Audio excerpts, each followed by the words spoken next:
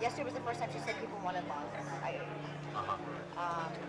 And then, like I said, always as many intact livers as possible. People just want livers. Some people want lower extremities too, which that's simple. I mean, that's easy.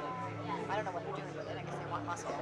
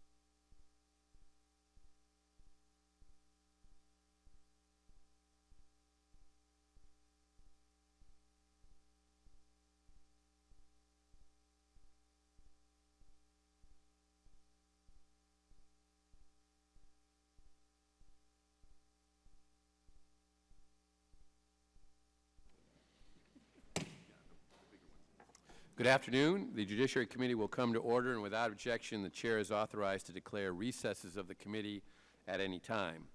We welcome everyone to this morning's hearing on Planned Parenthood Exposed, examining abortion procedures and medical ethics at the nation's largest abortion provider. And I'll begin by recognizing myself for an opening statement. Before I go to the statement on that, I would like to take a moment to remember the life of former Congressman William Donlin Don Edwards, who passed away this month at the age of 100. Don Edwards was first elected to Congress in 1963, where he had a distinguished career working on the Voting Rights Act, the Civil Rights Act, and served on the House Judiciary Committee during the investigation of the Watergate scandal. During this time on the Judiciary Committee, Don Edwards served with former Congressman Caldwell Butler, whom I worked for at the time. When Don Edwards left office in 1995, after 32 years of congressional service, he was succeeded by our very own Zoe Lofgren in California's 16th District. I had the opportunity to serve for 2 years with Congressman Edwards myself and appreciated his service. And it's now my pleasure to recognize the ranking member to share a few words about our former colleague. Thank you, Mr. Chairman. Members of the committee and our witnesses and all of our friends that are here in the hearing room, I knew Congressman Don Edwards and worked with him, and he has left a lasting legacy. He was a progressive, principled man who never stopped believing that the coercive power of the government should be subject to the highest levels of scrutiny. And I think we still carry on that tradition in judiciary even now.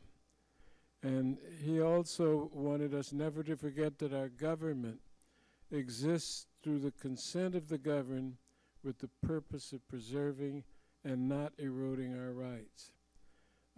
I'm grateful to have been a friend and a colleague of his during his service and career in Congress, and we will miss him and remember him. And I thank the chair. Mr. Chairman. The gentlewoman from California is recognized. Thank you, Mr. Chairman. I just briefly would like to join in the eulogy for Congressman Don Edwards. In 1970, I graduated from Stanford University and came out to Washington without a job, and Don Edwards hired me. And I worked for him for 9 years, both here in Washington and also in the California office. We went through incredible, the impeachment of Richard Nixon, along with your prior boss, and many other issues. He was a marvelous man, a mentor to me, and someone who was widely admired not only in the Congress but in the district that he served. I was honored to be able to succeed him in the House of Representatives and kept in frequent touch with him. He watched all of us in his retirement, and he lived to the ripe old age of 100 years. So he had great satisfaction in his life. He made his mark, and I would just like members to know that we will be having a special order about Congressman Don Edwards on the 21st of October, and members are invited to participate. And like Mr. Conyers, I never got to serve with him in the Congress, but as his staff, I certainly was a huge admirer, and I thank the Chairman for allowing me these few words. The gentleman from New York. Thank you, Mr. Chairman. I'd like to add a few words about the late Don Edwards. I had the honor of serving with him for 2 years. I was elected in 1992, and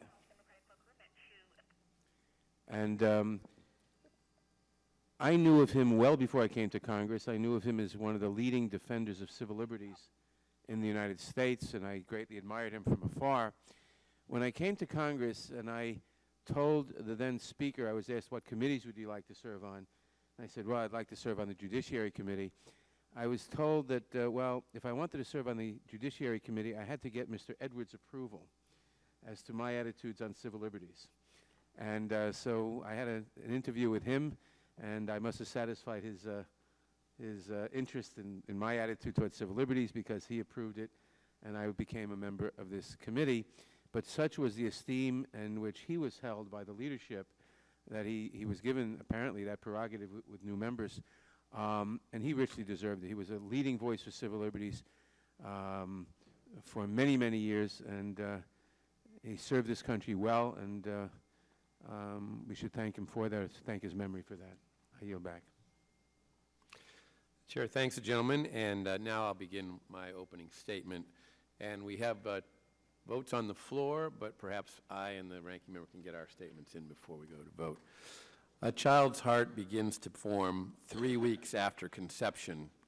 By the 5th week, her heart begins to beat, pumping blood throughout her little body, and her arm and leg buds begin to grow. Her brain begins to develop, her eyes and ears begin to form. By the 6th week, her hands and feet begin to form. The following week, her toes can be seen. During this time, she kicks and will jump if startled. By 8 weeks, the baby's facial features become more distinct. In weeks 9 through 12, the baby may begin sucking her thumb. By 10 weeks, she can yawn. By 11 weeks, she can make a wide variety of facial expressions, including a smile. By 12 weeks, which marks the end of the first trimester, she is capable of making a fist. But on any given day, her developing parts, including her heart and brain, may be harvested at many Planned Parenthood clinics that participate in this practice across this country. If her organs are harvested, she will not carry a name. At most, she will be referred to as a product of conception. Despite the horrific nature of these practices, Planned Parenthood's outrage has been directed not at harvesting of baby parts, but at the people who caught them talking about doing it on video.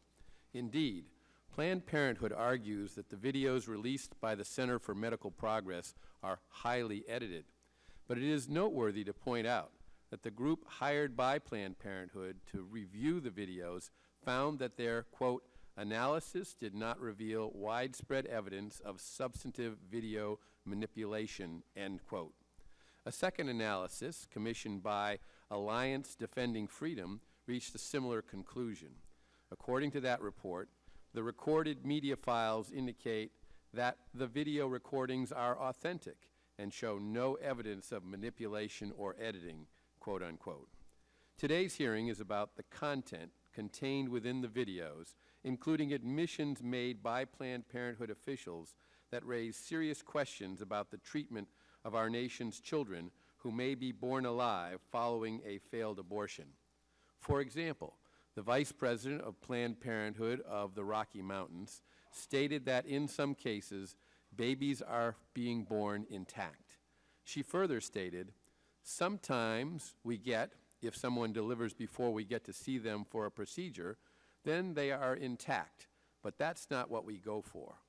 To ensure babies born alive in such instances are given necessary medical care, the House passed H.R. 3504, the Born Alive Abortion Survivors Protection Act, which requires that babies surviving an abortion be given the same treatment and care that would be given to any child naturally born premature at the same age, and imposes criminal penalties at the federal level to prevent the killing of innocent human babies born alive. Moreover, these videos indicate abortion practitioners may have adopted new abortion procedures to avoid the risk of violating the Partial Birth Abortion Ban Act. In the first video, the Senior Director of Medical Services at Planned Parenthood Federation of America stated that, quote, the federal abortion ban is a law, and laws are up to interpretation, end quote. Today's hearing is in part intended to explore what interpretations by abortion practitioners have arisen since the law's passage. I look forward to hearing from our witnesses here today, and it's now my pleasure to recognize the ranking member of the committee, the gentleman from Michigan, Mr. Conyers, for his opening statement. Thank you, Mr. Chairman and members of the committee. We want to take a moment to walk through the events that have led up to this hearing. We know from reports that the gentleman from Arizona, Mr. Franks, and others in the majority have viewed at least some of the videos about a month before they were released. On July 15th of this year, the first video was released to the public. Others were posted online over the August break. 3 different House committees then launched simultaneous congressional investigations.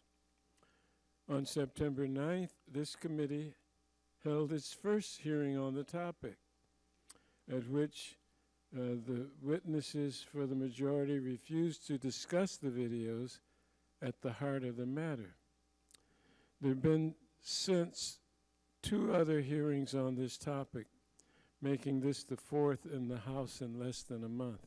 And finally, the majority has announced that it will create a new taxpayer-funded select committee to extend this so-called investigation indefinitely. And as I reflect on these events, I think we're able to draw some conclusions.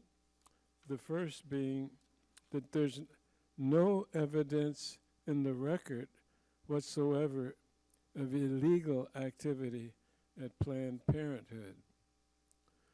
On behalf of its 59 affiliates, the Planned Parenthood Federation of America has provided this committee with hundreds of pages of documents. The organization is cooperating fully with all 3 investigations in the House. The documents we've reviewed so far allow us to go point by point to correct the false impressions created by the highly edited, highly misleading videos that nominally inspired these investigations. Chairman Chaffetz, who sits on this committee and is running his own investigation into these matters in the Oversight Committee next door, has agreed with this conclusion. Last week, Wolf Blitzer asked the gentleman from Utah, "Is there any evidence that Planned Parenthood has broken any law?" Mr. Chaffetz answered with the truth. "No, I'm not suggesting that they broke the law." I'm led to conclude that this hearing, much like the broader attack on Planned Parenthood, may be a political theater, maybe, designed to rally the conservative base and roll back the constitutional right to choose wherever possible. In practice, these investigations have had little to do with the videos, which some went to great lengths not to discuss at our last hearing. They have everything to do with appeasing the most conservative elements of one of the parties during an intra-party leadership crisis and a fractious presidential primary. Now, we may have a legitimate difference of opinion on Roe v. Wade, but it remains the law of the land. And the attempt by some to relitigate a 40-year-old decision places thousands of lives at risk. Many women enter the healthcare system through a family planning provider. In fact, 6 in 10 women who receive services at a publicly funded family planning center consider it their primary source of medical care. Planned Parenthood alone serves 2.7 million Americans every year. Abortion procedures make up an incredibly small amount of the services it provides, only 3%. For example, in 2013, Planned Parenthood provided 900,000 cancer screenings to women across the country. 88,000 of those tests detected cancer early or identified abnormalities that might signal a greater risk of cancer. In short, in this way, and so many others, Planned Parenthood saves lives. And so the attempt to defund Planned Parenthood places each of those lives at risk. We should be grateful that the effort has been almost entirely unsuccessful, at least so far on the federal level. And finally, it's important to observe all of the good work this committee could be doing instead of meeting for the second time on this subject in 30 days. And as we head into our second election season since Shelby County versus Holder, this committee has done very little, could do a lot more to restore the enforcement mechanisms of the Voting Rights Act. We've done little to advance comprehensive immigration reform. And even though proposals remain overwhelmingly popular and would probably easily pass the House, we've got to start acting. And so 11 million men and women are waiting to come out of the shadows and contribute to our economy and communities. And at this pace, I fear they will have to wait even longer. And although the scourge of gun violence has touched every one of our districts, including yours, Mr. Chairman, we've all but ignored calls to strengthen background checks and close the gun show loophole. All of these solutions would save lives. All of them are consistent with our constitutional rights. And the list of missed opportunities is long and our time is short. We should not spend one more minute or one more taxpayer dollar vilifying Planned Parenthood without a speck of evidence to back these claims. This committee has too much important work to do, and I urge my colleagues to help us put this kind of theater behind us. We can do better. I thank the chairman and appreciate the opportunity to express my views. Chair, thanks, gentlemen. There is 1 minute remaining in this vote. Happily, we're amongst 320 members who have not yet voted. So head to the floor, and the committee will stand in recess until these votes conclude and resume immediately thereafter.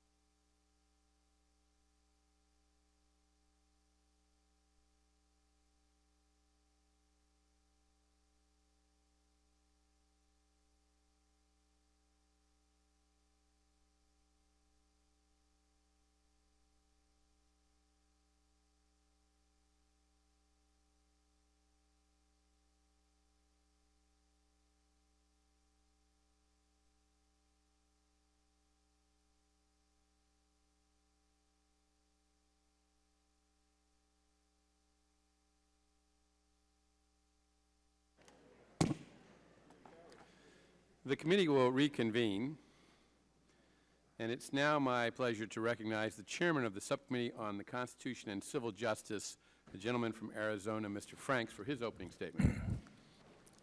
Well, thank you, Mr. Chairman. Mr. Chairman, the tiny diaper that I hold in my hand is one made to fit premature, born-alive babies. Micro-preemies or ultra-preemies, they're called. And when I first saw one of these little diapers, it moved my heart very deeply, because I think I saw it in the context of the numerous video recordings that have been released in recent months that tragically demonstrate that the Kermit Gosnells of this world have no monopoly on the abortion industry's unspeakable and murderous cruelty to pain-capable unborn children and to little babies who actually survive the trauma of going through an abortion. It is the little babies of exactly this age and stage of development that these little diapers were made to fit. And, Mr. Chairman, it's easy for me to understand why the abortion industry's shrill response to these videos has been to try to discredit them in every way possible. They really have no choice. Because if they fail to discredit these videos or to dissuade people from seeing them, they know that anyone with a conscience who does watch these videos will finally see Planned Parenthood and the abortion industry for who they truly are. And this murderous industry will be rejected in the hearts of the American people. However, Mr. Chairman, a forensic digital analysis by Coal Fire Systems Incorporated of these video recordings conclusively indicate that the videos are indeed authentic and show no evidence of manipulation or deceptive editing. This conclusion is supported by the consistency of the video file dates, timestamps, the video time codes, as well as the folder and file naming scheme. The uniformity between the footage from the cameras from the two different investigators also confirms the evidence that these video recordings are completely authentic. Mr. Chairman, our response as a people and nation to these atrocities incontrovertibly documented by these videos is vital to everything those lying out in Arlington National Cemetery died to save. The House of Representatives very recently passed H.R. 3504, the Born Alive Abortion Survivors Protection Act. And I'm told that Democrats in the Senate intend to filibuster even this bill that protects not unborn children, but rather little children who have been born alive. Now, no one can obscure the humanity and personhood of these little born alive babies or claim conflict with the now completely separate interests of the mother and the child. Nor can they take refuge within this schizophrenic paradox Roe versus Wade has subjected this country to for now more than 40 years. Mr. Chairman, the abortion industry has labored for all of these decades to convince the world that born children and unborn children should be completely separated in our minds. In the past, they have said that while born children are persons worthy of protection, unborn children are not persons and are not worthy of protection. But those same people who now oppose this bill to protect born alive children suddenly have the impossible task of trying to rejoin these born children and these unborn children back together again, and then trying to convince us all to condemn them both, born and unborn, as now collectively inhuman, and neither of them are worthy of protection after all. To anyone who has not invincibly hardened their heart and soul, an honest consideration of this absurd inconsistency is profoundly enlightening. Because you see, Mr. Chairman, this country has faced such paradox before. We have faced such self-imposed blindness before. Because there was a time in our own parliamentary rules in this House that we banned discussion or debate about the effort to end human slavery in America. But that debate did come, Mr. Chairman, and with it came a time when the humanity of the victims and the inhumanity of what was being done to them finally became so glaring, even to the hardest of hearts, that it moved an entire generation of the American people to find the compassion and the courage in their souls to change their position. And now to this generation, Mr. Chairman, that moment has come again. And I would implore every member of this committee to ask two questions in the stillness of his or her own heart. First, is deliberately turning a blind eye to the suffering and murder of the most helpless of all of our children born alive in the United States of America, who we have truly become as a nation? And second, is voting against or filibustering against a bill to protect born alive human babies from agonizing dismemberment and death, who I have become and want to be remembered for as a member of the United States Congress. And with that, Mr. Chairman, I would yield back. Chair thanks the gentleman, and now recognizes the ranking member of the Subcommittee on the Constitution and Civil Justice, the gentleman from Tennessee, Mr. Cohen, for his opening statement. Thank you, Mr. Chairman. Appreciate the time, although I don't necessarily appreciate the subject matter. Second time in 30 days, we're holding a full committee hearing ostensibly on whether Planned Parenthood has violated any laws. As Ranking Member Conyers and many others, including Chairman Jason Chaffetz of the Oversight and Government Reform Committee, have made clear, there is no credible evidence supporting any allegation that Planned Parenthood has broken any law. Ironic that we do this on a day that we honor Don Edwards, who did so much with the Constitution and Civil Justice Committee, who passed so many laws to protect people's civil rights and to move this country forward, and to this date when the committee does very little. Knowing that there's no ground to stand on regarding the legality of Planned Parenthood's actions, it's obvious the majority has chosen instead to move the goalposts. I suspect this hearing, like our last one, will ultimately dissolve into the never-ending argument over whether the Supreme Court rightly decided Roe v. Wade, which for more than 42 years has guaranteed a woman's constitutional right to choose. It is the law of the land. There's no such thing as murder. Murder is unlawful. This is lawful, a woman's choice, and within a certain period of time. We're not likely to hear anything and learn anything new, but we'll hear the same arguments. But one thing we will see is we will get a little bit something new. Most of my Democratic colleagues and I strongly believe in a woman's right to choose, and that that's a fundamental right.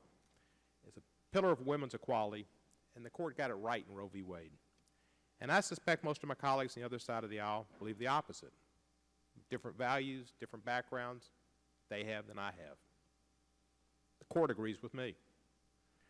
I also suspect they disagree with me and most of my Democratic colleagues who strongly believe in Planned Parenthood and the 97% of its work that is not abortion, critical health care services, including health screenings, birth control counseling, particularly cancer, women's cancer. These services are especially important for women of low income and minority women, for whom Planned Parenthood receives Medicaid reimbursements that constitute most of its federal funding. Medicaid reimbursement for treating, observing, testing women for cancers and giving them birth control and advice. In fact, it's against the law to use federal funding because of the Hyde Amendment. So none of that exists. So we're likely to have an unfocused, scattershot, and ultimately pointless discussion over whether the constitutional right of women to make decisions about their bodies is a good or a bad thing, a question the Supreme Court clearly answered in 1973, but here we are today. We could be talking about voting rights, something that Don Edwards voted for and greatly supported, and my friend Julian Bond memorialized on Tuesday championed, but have taken a big step back. We could be talking about gun violence, people dying in Oregon, people dying all around this country, but we're not doing that. We could be talking about pardons and commutations for nonviolent offenders, and thankfully the White House is taking action, and this committee will do some more action on that with a comprehensive bill, and I thank the chairman for his working with our ranking member on that. But we're not. Let us not forget this entire exercise is based on heavily edited videos doctored to make Planned Parenthood to be engaged in unlawful conduct, which it isn't, including the for-profit sales of fetal organs and tissues. At this point, I ask unanimous consent to play a compilation prepared by Oversight and Government Reform Committee Democrats of the portion of the unedited video of Dr.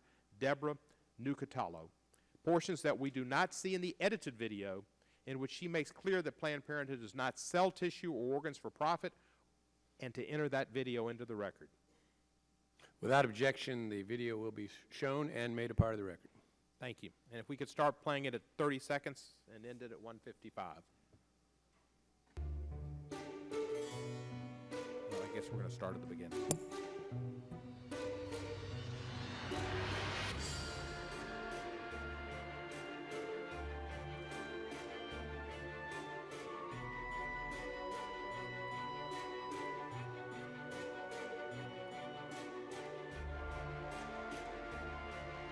To them, this is not a service they should be making money for.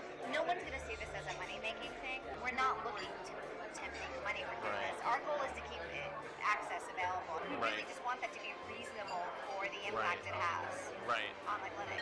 This is not something, this is not a revenue stream that affiliates are looking at. This is a way to offer patients a service that they want, do good for the medical community, and still maintain access at the end of the day. Are there affiliates that would just donate the tissue for free, or? Probably. Yeah. I mean, really, the guidance is this is not something you should be making an exorbitant amount of money on. So Is that the PPFA guidance? Or? Yes. Our goal, like I said, is to give patients the option without impacting our bottom line. The messaging is this should not be seen as some new revenue stream. No affiliates are making anything that's not like reasonable and customary. This is not. Nobody should be selling tissue. That's just not the goal here.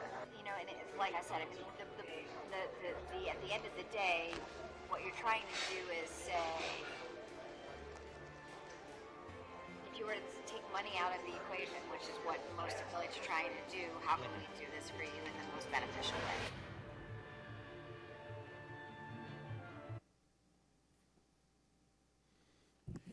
Thank you. I think that's very telling testimony, all edited out and wouldn't be seen in those videos that they're talking about, where she makes clear it's not about making money, it's not Planned Parenthood's policy, and Planned Parenthood's policy is different. Some might donate it for free and give it for free. It's a woman's decision, and it's not our deal. But he kept going, right.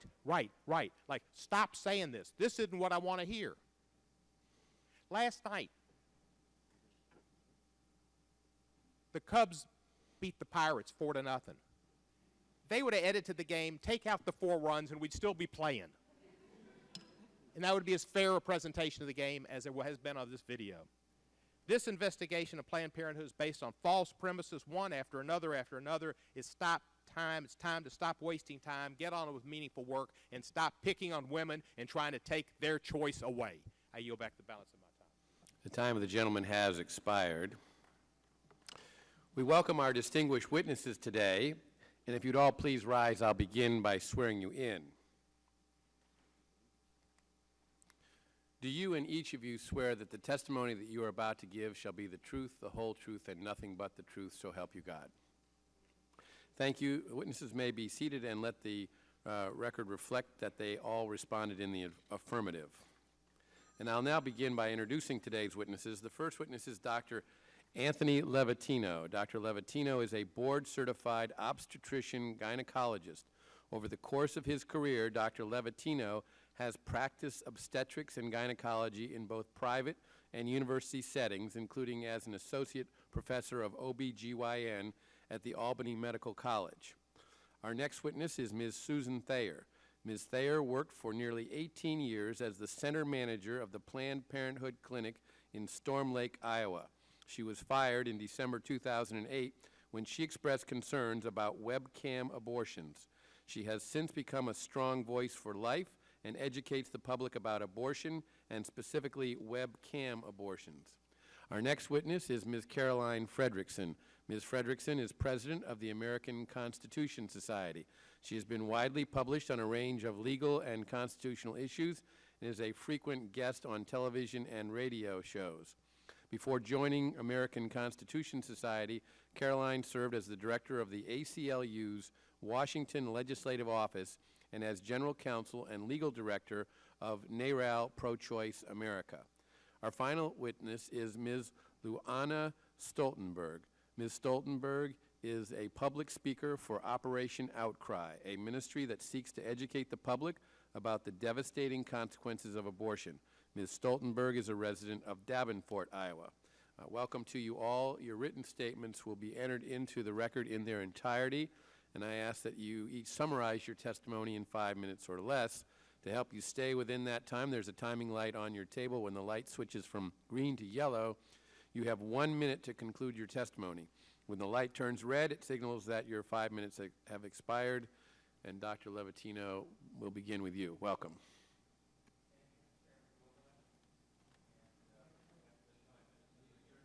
You need to turn on your microphone. Apologize. There you go. Do I get my, good, I got my time back. Thank you, Chairman and members of the committee. I only have 5 minutes, so I'm going to get right to it. Second trimester D&E abortions performed between roughly 14 and 24 weeks of gestation. Your patient today is 17 years old. She's 22 weeks pregnant. Her baby is the length of your hand plus a couple of inches. And she's been feeling her baby kick for the last several weeks, but she's asleep on an operating room table. You walk into that operating room scrubbed and gowned, and after removing laminaria, you introduce a suction catheter into the uterus. This is a 14 French suction catheter. If she were 12 weeks pregnant or less, basically the width of your hand or smaller, you could basically do the entire procedure with this. But babies this big don't fit through catheters this size. After suctioning the amniotic fluid out from around the baby, you introduce an instrument called a Sofer clamp. It's about 13 inches long. It's made of stainless steel. The business end of this clamp is about 2.5 inches long and 1/2 inch wide. There are rows of sharp teeth. This is a grasping instrument, and when it gets a hold of something, it does not let go. A D&E procedure is a blind abortion, so picture yourself introducing this and grabbing anything you can blindly and pull, and I do mean hard, and out pops a leg about that big, which you put down on the table next to you. Reach in again, pull out an arm about the same length, which you put down on the table next to you. And use this instrument again and again to tear out the spine, the intestines, the heart and lungs. Head on the baby that size is about the size of a large plum. Can't see it, but you've pretty good idea you've got it if you've got your instrument around something and your fingers are spread about as far as they go. You know you did it right if you crush down on the instrument and white material runs out of the cervix. That was the baby's brains. Then you could pull out skull pieces. And you have a day like I had a lot of times. Sometimes a little face comes back and stares back at you. Congratulations, you just successfully performed a second trimester D&E abortion. You just affirmed her right to choose. When we talk about abortions even later, 23 weeks and up, and we're talking up to 35 weeks and essentially all the way to term, the most commonly used procedure at this point is called the mold technique, and I have not done any of these myself, but I can have the abortionists themselves in their clinic describe what we're talking about. Will you please run my video? The video will be run. Dr. Boyd, Southwestern Women's Options. How may I help you? Hi, I was hoping to schedule an abortion. All right. What was the day of your last period? It was like the middle of May, so like May 15th, probably. All right, so it looks like we can do this for you, but it is going to be a week-long procedure. So if you're able to come next week, and we start this on the 12th, I'm going to be looking at a fee of $8,000. Oh. Now, are you still in your chair? Oh, just barely. Just barely. But what you also need to keep in mind is that every week that goes by, the fee goes up by another $1,000. Well, weekend is at your 27 weeks. Oh, really? Yep. So you're about a month, actually you're about a month off in how you thought. Oh, wow. You were. To insert the injection, it's going straight into the sac and to the pregnancy. Okay, it's bottom down. It'll insert through the baby's bottom. Okay. Okay, if so it's the head down, it'll be inserted through the head, through the cranium. If we can't catch it early enough, which it has happened. If you're feeling pressure, it's moving down or something coming out, the pregnancy coming out, then you'll want to unlock the door to the hotel room, get your cell phone and just sit on the toilet. You don't have to look at anything, you don't have to clean anything up or nothing. Just be on the phone with us and we'll kind of, and You could stay on the phone with us until the doctor and nurse get there. Okay? Oh, good. So just go in the toilet if I'm having leave. Okay. Yeah. And what if it does come out when I'm on the toilet? Just, you don't gotta look down, you don't gotta do anything, the doctor and nurse will come take care of it. If you feel like it's too much to see any of it, then do not let yourself look at it. Okay. Just Okay. if you wanna cover yourself even with like a towel or something, Okay. go ahead.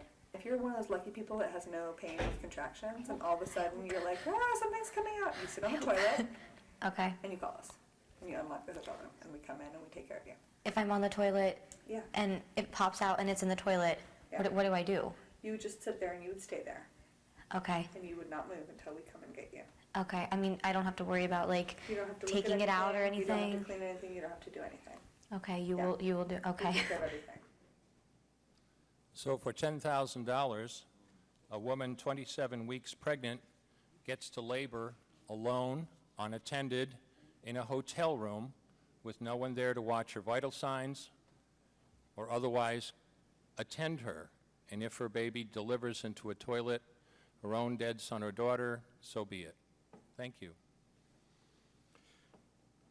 Thank you, Dr. Levatino. Ms. Thayer, welcome. Thank you, Mr. Chairman and members of the committee. From April 1991 to December 2008, I was employed by Planned Parenthood of the Heartland as center manager of its Storm Lake and Lamar's, Iowa clinics. I spent 17 years learning from the inside out just how Planned Parenthood works. I concluded that no business, certainly no healthcare business, should view a woman's body as a profit center, but that is what Planned Parenthood is all about. They're more concerned with profits than about the health of women. When I first began working for Planned Parenthood, I was convinced that I was serving my community and the health needs of women.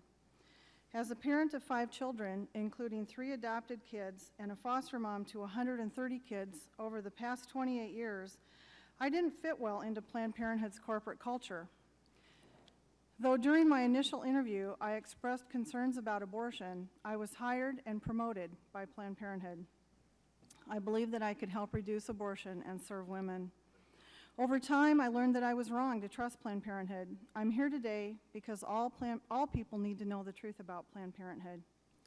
In 2002, the remains of a newborn, a full-term child, were discovered in a trash dump in my small Iowa town. After determining that the child had been born alive, the sheriff investigating the murder of this child came to my clinic to seek medical records of potential suspects. I assumed that Planned Parenthood would want to cooperate with this criminal investigation. Instead, Planned Parenthood turned the murder into a fundraising opportunity and falsely claimed that all women's health records would be compromised and that a woman's right to abortion was under attack. As it often seems to do, Planned Parenthood raised thousands of dollars from this sordid event. Like most of Iowa's Planned Parenthood clinics, birth control pills were dispensed to patients without the patients ever having been seen by a medical professional. Once a week, a nurse practitioner would come to the Planned Parenthood clinics to sign off on birth control prescriptions that had been dispensed the prior week. In 2007, I learned more about the truth of Planned Parenthood when it implemented webcam abortion. Here's how this was to work. A woman with a positive pregnancy test would be offered a webcam abortion on the spot, so she couldn't change her mind. Next, a non-medical clinic assistant with minimal training would perform a transvaginal ultrasound and scan the image to a doctor in another location. The doctor would briefly talk to the woman by a Skype television connection. Then the doctor could push a button on her computer that opened a drawer in which were the abortion pills.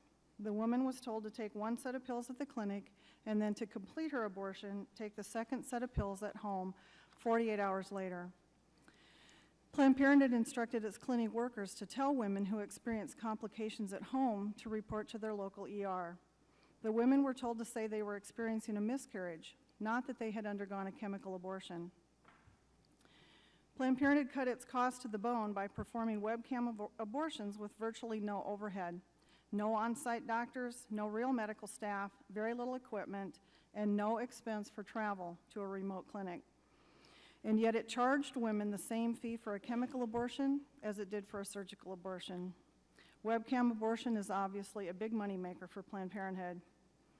I expressed my concerns to Planned Parenthood management that webcam abortions were unsafe and possibly illegal. Today, Planned Parenthood's webcam abortion scheme is so financially successful, it's been implemented in both Iowa and Minnesota.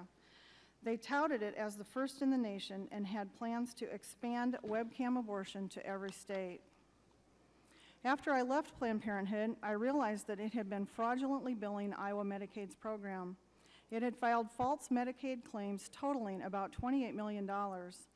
First, through its CMAIL program, it dispensed, without a prescription, medically unnecessary oral contraceptive pills to Medicaid patients.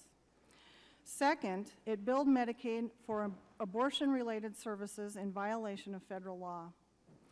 Third, it coerced donations from patients in violation of Medicaid regulations. Each of these initiatives was implemented to benefit Planned Parenthood's bottom line. None benefited women's health. Planned Parenthood is organized as a tax-exempt nonprofit. Nevertheless, these are some of the reasons that it has reported $765 million in excess revenue over the last 10 years. When I first began working at Planned Parenthood, I trusted them and thought its leaders knew what was right. But I learned that it could not be trusted. In fact, it does not deserve to be trusted by any American, woman or man. Planned Parenthood is more concerned about its bottom line than it is about the health and safety of women. Thank you. Thank you, Ms. Thayer. Ms. Frederickson, welcome.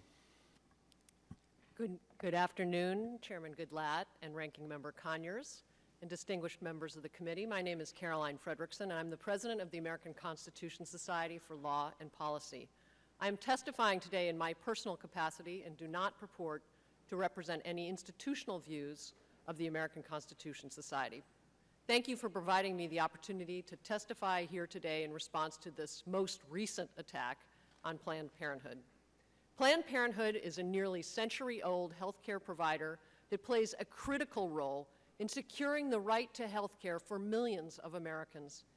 Each year, Planned Parenthood health centers provide services such as family planning, counseling, and contraception, breast exams, and testing and treatment for sexually transmitted infections to 2.7 million patients, and no less than 1 in 5 women in the United States has visited a Planned Parenthood health center at least once in her lifetime. These services help women prevent an estimated 516,000 unintended pregnancies and 217,000 abortions every year. These are services that women, men, and young people in this country desperately need, and that many would go without should they lose access to Planned Parenthood's health centers. Planned Parenthood provides services at approximately 700 health centers located in every state in the nation, and 54% of these health centers are in rural or medically underserved areas or areas with shortages in health professionals. As many experts have opined, there are simply insufficient numbers of alternative health care providers to absorb the patients who need care should they lose access to Planned Parenthood. Planned Parenthood health centers are particularly crucial for poor women in this country. More than half of Planned Parenthood's 2.7 million patients each year rely on public health programs such as Medicaid to cover their costs. And 78% of Planned Parenthood's patients live with incomes of 150% of the federal poverty level or less. Indeed, in 68% of the counties with a Planned Parenthood health center, Planned Parenthood serves at least half of all safety net family patients. Planned Parenthood is an integral part of the health care system in this country. It provides critical health care services to many women, particularly poor women, who might otherwise go without these services. This most recent round of attacks on Planned Parenthood was instigated by an anti-choice organization, the Center for Medical Progress, whose members deceptively infiltrated Planned Parenthood clinics and conferences, claiming they worked for a tissue procurement company. The CMP representatives surreptitiously and possibly illegally recorded meetings with Planned Parenthood staff, and then over the course of several months released numerous videos of these encounters. CMP now claims the videos show that Planned Parenthood acted illegally in selling fetal tissue and violating the Partial Birth Abortion Ban Act. At the outset, regardless of the content of the videos as released by CMP, which arguably show no wrongdoing at all, Those videos are unreliable and unusable as any evidence because they've been so heavily and selectively edited, and CMP has not released to anyone the full unedited versions. In fact, Planned Parenthood hired experts to review the videos and assess their authenticity, and those experts, including Grant Fredericks, who is a contract instructor of video sciences at the FBI and one of the most experienced video experts in North America, found many deceptive edits in those videos. In many cases, CMP edited dialogue out of context in ways that substantively altered the meaning of the dialogue. In other cases, large segments of dialogue were simply omitted altogether. There is no question that both the shorter videos and the so-called full footage videos are selectively and intentionally edited and incomplete. As such, in the words of the expert analysis, the manipulation of the videos does mean they have no evidentiary value in a legal context and cannot be relied upon for any official inquiries. Moreover, every jurisdiction that has conducted investigations into Planned Parenthood's activities have found no wrongdoing. As of this date, 6 states have completed investigations into whether Planned Parenthood violated any laws in its fetal tissue donation program. All 6 unanimously concluded that Planned Parenthood did not. And in fact, Representative Jason Chaffetz, chairman of the House Committee on Oversight and Government Reform, whose committee questioned Planned Parenthood CEO Cecile Richards at length just last week, admitted to CNN's Wolf Blitzer, "No, I'm not suggesting that they broke the law. In sum, there's absolutely no evidence here that Planned Parenthood has violated any laws." As we all know, this is one in a long length of videos that have been used to try and undermine women's access to the full reproductive health care that they are entitled to under the law in America and have need of to ensure they can live full lives. So I respect the committee and thank you for inviting me here to talk about this important issue. Thank you. Ms. Stoltenberg, welcome. Thank you, Mr. Chairman, and all the committee members. My life has been devastated by abortion. I was a teenager when I had my first abortion. I was too afraid to tell my parents that I was pregnant, and my boyfriend didn't want a baby. So I made my appointment with Planned Parenthood. I was so scared when I arrived, I paid my money and I sat in the waiting room. I was then taken back to a room with the nurse and asked how I felt about this. I told her, this had to be wrong, it had to be a baby. She told me it was just a blob of tissue, that this abortion would be easier and safer than if I carried it to term. I was the scared teenager with no medical knowledge or experience. They were the trusted medical professionals and adults, so I thought. So I trusted and I believed them, and I went through with the procedure. The type of abortion that I had was a vacuum aspirator method. This is the most common abortion done in the first trimester. I laid on the table, and I waited for the doctor that I had never met before, which is most times the case, to come in. This doctor was cold and he was unfriendly. He told me to lie still, that it wouldn't take long. I had no anesthetic for the pain. He said that I would just feel tugging and a slight sensation and cramping. That was not true. It was the most extremely painful procedure I've ever had done. I could hear the increased labor, and every time the suction machine would pull a part or a limb of my baby from my body. Each time I kept trying to sit up to see what was going into that jar. Was it my baby? They kept pushing me back down and telling me to lie still. As soon as the procedure was over, they quickly wheeled the jar out of the room with my baby's remains. They knew it was my baby. They saw the head, they saw the feet, they saw the arms. I wasn't told about fetal development when I was at Planned Parenthood. They didn't tell me that my unborn baby that they were ripping out of my body would have arms, had legs, had a heartbeat, fingerprints, and she could feel pain. Why didn't they want to tell me that? Were they afraid that I would change my mind?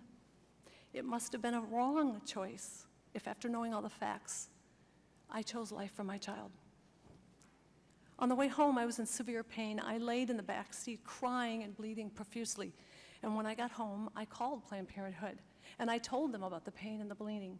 They told me that this was no longer their problem, that I would need to call my own physician. There was no way I was going to call my own physician. I was too scared, I was too ashamed, and I didn't want my parents to find out what I had done. So I painfully laid there that day and wondered if I would die. The happy, fun-loving Luana did die that day along with my baby. I became depressed, angry. I started drinking heavily. I started doing drugs, and I became very promiscuous. I hated myself. My life was spinning out of control. I became pregnant 2 more times and chose abortion both times. Each experience was similar. To the first, except for the second abortion, they showed me blobs of tissue on slides and told me that that's all that they would be removing, not a baby. By the third abortion, I was so ashamed and embarrassed, I didn't even give them my real name. I gave them a friend of mine's name. I cringed to think, what would have happened if there would have been complications or I died on the table that day? Who would they have called? Would my parents have ever found out? Having an abortion didn't solve any of my problems. It only created new ones and larger ones. The way I dealt with them was more alcohol, more drugs, anything to numb the pain. And I even tried to kill myself. But God had a plan for my life. I found hope and forgiveness in Jesus and accepted him as my Lord, and my life began to change. I met a wonderful man, and we were married, and we wanted to start a family, but we were having no success. I went for endless tests, and one of the tests that I had done was a dye test to determine if there was blockages in my fallopian tubes. During the test, my doctor asked if I had ever had abortions, and I admitted that I had 3. She showed me on the screen where my tubes were damaged and mangled from the abortion procedure. She said I would never have children because of the abortion, and she wanted me to have a hysterectomy so that I would not have an ectopic pregnancy. She left the room, and I laid there paralyzed and let it soak in that the only children I would ever bear, I had killed. I had to tell my husband that he was never going to be able to have his own children because of the choices I had made. I wondered if he would want a divorce. We had a hard road of tears and sleepless nights and counseling sessions.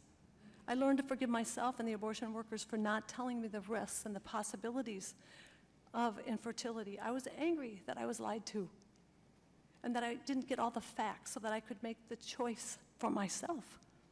I thought they were pro-choice and cared for women. I didn't feel cared for. I felt used and I felt abused. I live with the consequences and the pain and the regret of abortion every day, along with many other women. In front of me are pages of sworn testimonies of women who have been hurt and abused physically, emotionally, psychologically by Planned Parenthood and other abortion industry in general. I'm here representing them as well as myself, and it is a heavy load. I'm asking you to please consider these stories and mine when you make legislation and when you make decisions about defunding Planned Parenthood and about abortion. All of us who have been hurt by abortion are being made to pay Planned Parenthood with our tax dollars. You know, that's like being forced to pay your abuser over and over again. Abortion is not health care. It is the taking of an innocent life. Thank you. Thank you, Ms. Stoltenberg. We'll now proceed under the 5-minute rule with questions for witnesses, and I'll begin by recognizing myself. Before I begin my questioning, I'd like to show a quick video that puts a human face on the issues presented here today.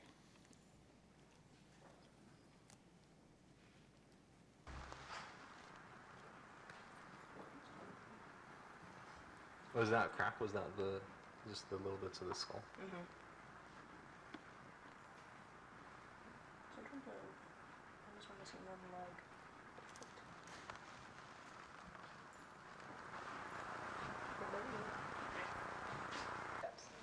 That's the heart. I think so, right? Yeah. Here's the heart. Everyone I try think to get in on it. my fingers will smush it if I try to. You're trying to pick it up. The heart is right You found there. heart over there. So would you call that intact? These are intact kidneys, Okay. yes. If somebody needed... Because if I looked at that, I'd be like, that's good to go. Oh, yeah. As I touch one. Yeah. 5 stars. No, and, you know, I think the per item thing works a little better just because we can see how much we can get out of it. Well, you know, a lot of times, especially with the second test, is we won't even put water because it's so big, you can just put your hand in there and pick up Right, the parts. just pick it up. So I don't think they would be as war-torn. Yeah. War-torn. Oh dear.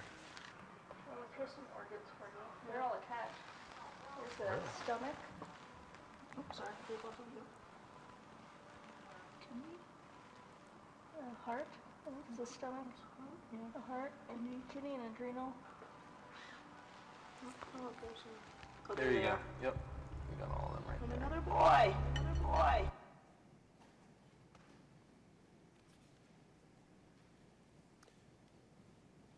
Ms. Stoltenberg, thank you for sharing with us your very personal experiences following the 3 abortions you underwent. On Planned Parenthood's website, there are frequently asked questions associated with abortion.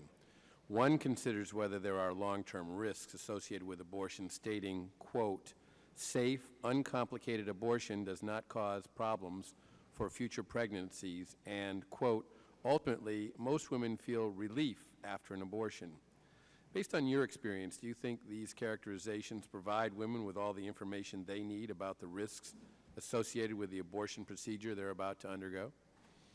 No, I do not. I didn't hear any of those risks from them, and I don't believe that's a true statement at all. My story proves that this was not safe for me. I couldn't have children, and all these stories prove that. People have been physically harmed. I have a friend who lost a daughter on the table of an abortionist. There are ramifications, and it does hurt women. Dr. Levatino, the 2009 National Abortion Federation textbook on comprehensive abortion care states that some patients or clinicians prefer initiating the abortion procedure with a non-living fetus for emotional reasons or to avoid the problem of a transiently living neonate at the time of fetal expulsion. That's on page 185. What, in plain English, are they referring to in this sanitized statement? They are referring to... Turn your microphone on. I remember that microphone. They are referring to bringing about a fetal death prior to initiating the procedure. You can do that a couple of ways. One is through the use of digoxin, which is actually what was on that video. And another one is through the use of potassium chloride. Potassium chloride's, I'll say, a more dangerous drug, and it is much more difficult to administer effectively to cause fetal death. By injecting digoxin either in moderately large doses into the amniotic sac or directly into the fetus, as was shown there, you can cause a fetal death. And that obviates the problem. If you are successful in that, you obviates the problem of a live birth. With a D&E abortion that I described initially, between 14 and 24 weeks, and dismembering a baby, dismemberment abortion if you wish, there's no chance of a live birth at all. But when you use these later techniques, where you are essentially inducing labor through laminaria and another drug called misoprostol, if you don't induce fetal death ahead of time, then you run the risk of a live birth, and then you have a situation of a person under the law, even as our laws are constituted, that has a right to medical care, which is obviously not going to be available in hotel rooms or in clinics. These women need to be in hospitals. That's what they're referring to. Thank you. One more question, Dr. Levatino. Why did you end your practice of doing abortions? I did over 1,200 abortions over a 4-year period in private practice, not counting the ones that I did during my training. I met my wife during my first year of training at Albany Medical Center. We got married about a year later and found that we had an infertility problem. After years of failed infertility treatment and several years trying to adopt a child, we were blessed with adopting a little girl that we named Heather in August of 1978. As sometimes happens in those situations, my wife got pregnant the very next month, and we had 2 children 10 months apart. 2 months short of my daughter Heather's 6th birthday, she was killed in an auto accident and literally died in her arms in the back of an ambulance. Anyone who has children might think they have some idea of what that feels like, but unless you've been through it yourself, you have no idea whatsoever. I know people find it hard to believe, but what do you do after disaster? You bury your child and then you go back to your life. And I don't remember exactly how long it was after my daughter died that I showed up at Albany Medical Center OR number 9 to perform my first second trimester D&E abortion. I wasn't thinking of it as anything special. This was routine to me. But I reached in, literally pulled out an arm or leg, and got sick. You know, earlier on I described stacking up body parts on the side of the table. It's not to, gross people out, to use a simple term. When you do an abortion, you need to keep inventory. You have to make sure you get 2 arms and 2 legs and all the pieces. If you don't, your patient's going to come back infected, bleeding, or dead. So I soldiered on and finished that abortion. And I know it sounds, as I said, hard for people to believe, but I'm telling you straight up my experience. You know, after over 1,200 abortions, first and second trimester up to 24 weeks and all the rest of it, and being very dedicated to it, for the first time in my life, I really looked at that pile of body parts on the side of the table. And I didn't see her wonderful right to choose, and I didn't see all the money I just made. All I could see was somebody's son or daughter. And I stopped doing late-term abortions after that, and several months later stopped doing all abortions. Thank you. Chair now recognizes the gentleman from Michigan for his questions. We have a vote on and about 12 minutes remaining, so I think if you want to proceed, we can get those done. Yes, sir, I would like to go forward. Thank you. And I want to thank all the witnesses, but I have questions for Ms. Carolyn Fredrickson, please. I'm going to quote from our chairman's memorandum on this hearing.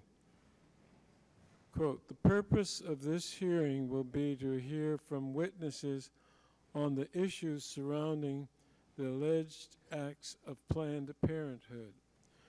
So without commenting on its authenticity, does the video played by Dr. Levantino earlier have anything whatsoever to do with Planned Parenthood?" I don't see the relevance of the video to a hearing that's supposed to be focused on Planned Parenthood itself and any allegations, unsupported as they may be, of wrongdoing. So, no, Mr. Conyers, I don't see how they relate to this hearing. Now, can you describe the results of the independent forensic analysis of the videos released by the Center for Medical Progress? Yes, the independent examination by the forensic experts found that the videos were completely unreliable because they had been so heavily edited and manipulated and that they could not be shown to prove any evidence of any type of wrongdoing.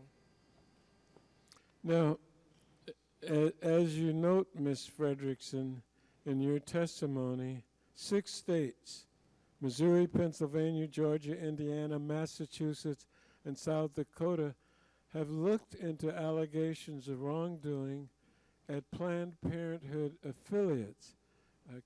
Can you report, to your knowledge, what they have found?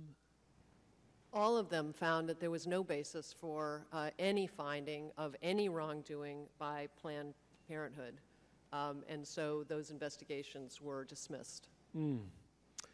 Now, what would happen to women if Roe v. Wade were overturned? That's, if you know, the landmark case involving a woman's right to choose. Would women still choose to end their pregnancies?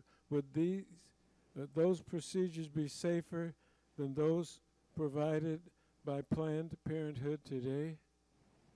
Mr. Conyers, it's true and unfortunate that when abortion was illegal in this country, women did seek abortions, and unfortunately, those illegal abortions are dangerous and put women's lives in jeopardy, and women do nonetheless seek out abortions, so it is imperative that abortion remains safe and legal in this country.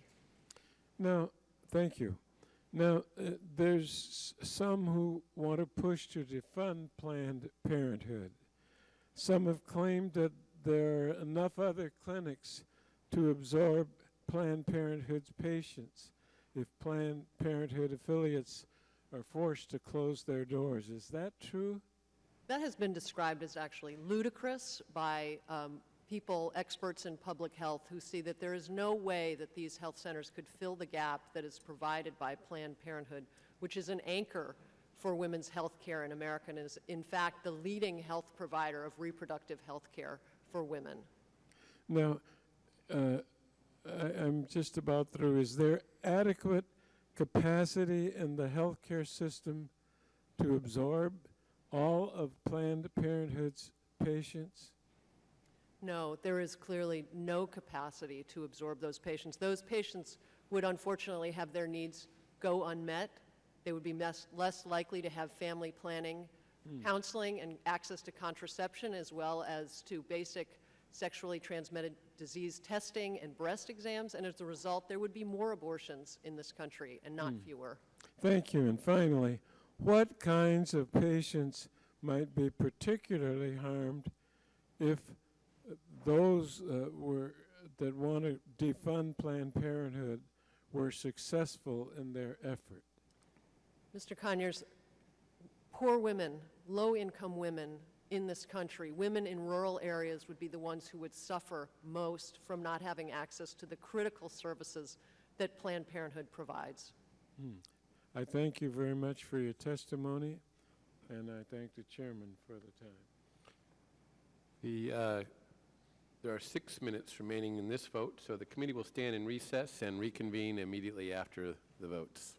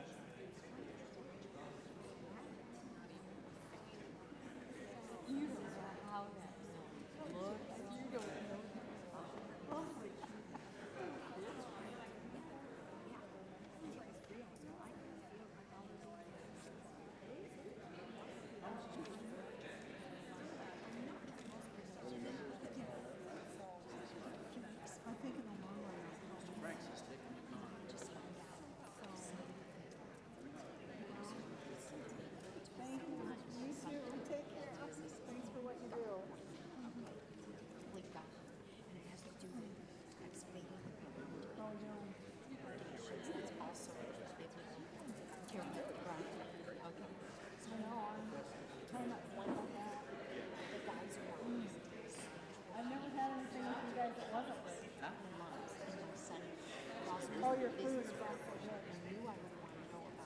Here's the big plus. Now you've learned through all this. Right? So you don't have to do it. Now you got just that's one plus with It's like getting ready to kick the field goal and a call time. Oh, that's true. And I didn't get into it. They're icing. They're icing me. No. My all-time favorite football player is at University of Iowa. But I Really? we already, Alex yeah, Harris. exactly. Oh, yeah. So I'm not going to discuss it. He I don't remember what year, but I do remember the name. Alex had one of the world's weirdest senses of humor. Is that right? We did a charity golf tournament one time. We did all kinds of pranks on the golf course. Including this drill and putting the ball about 12 feet down.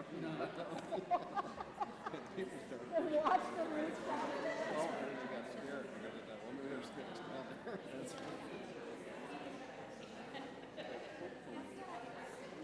That's funny.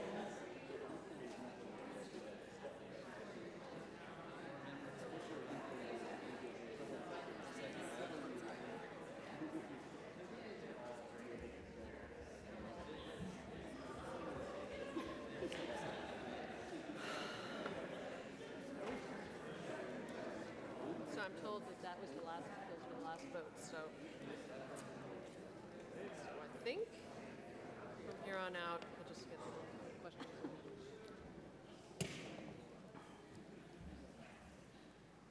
Committee will now come to order, and I will recognize gentleman from Virginia, Mr. Forbes, for 5 minutes. Chairman, thank you. At the end of the classic movie Casablanca, the inspector issues an order to round up the usual suspects.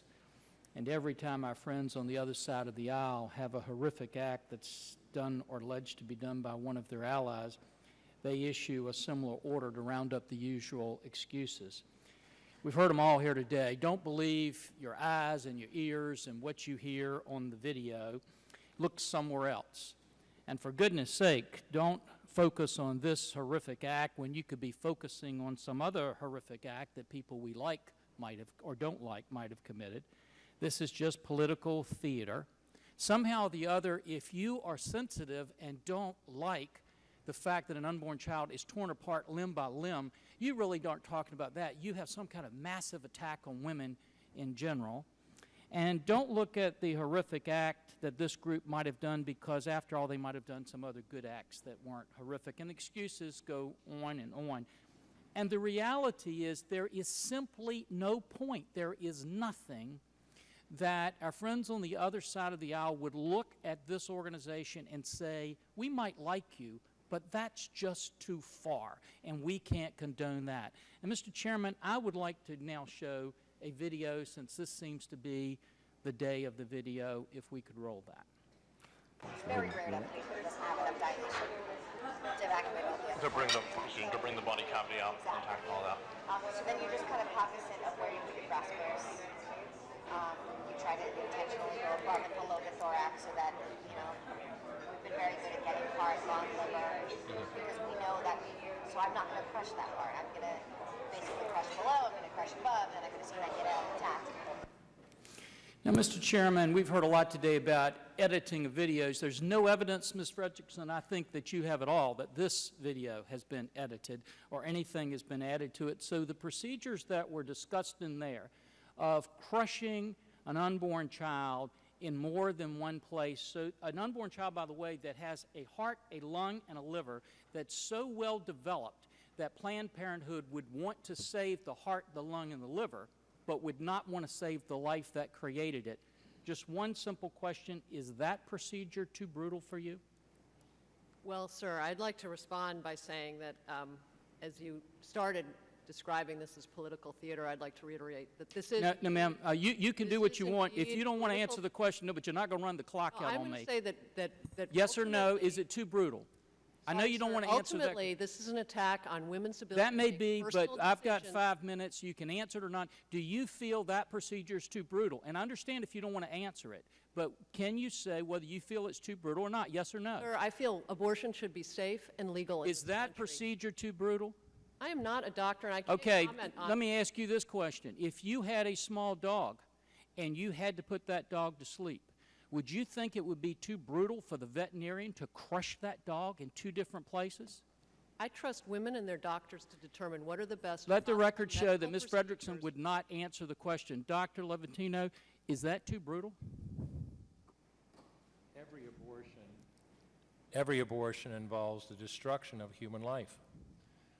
I get frustrated sometimes with the, oh, it's not a baby, it's a fetus. I think we've mostly got beyond the old blob of cells argument. You know what that is? That's your son. That's your daughter. Every abortion results in a dead son or daughter. I think it's absolutely gruesome. And I thought the example you just gave a minute ago was perfect. If I abused a dog in my town, I'd be arrested. If I did abortions again, first trimester, second trimester, I'd be a hero to so many people. It's absurd. Mr. Chairman, just for the record, you know, the point that I think disturbs so many of us is the exact response we heard from Ms. Fredrickson.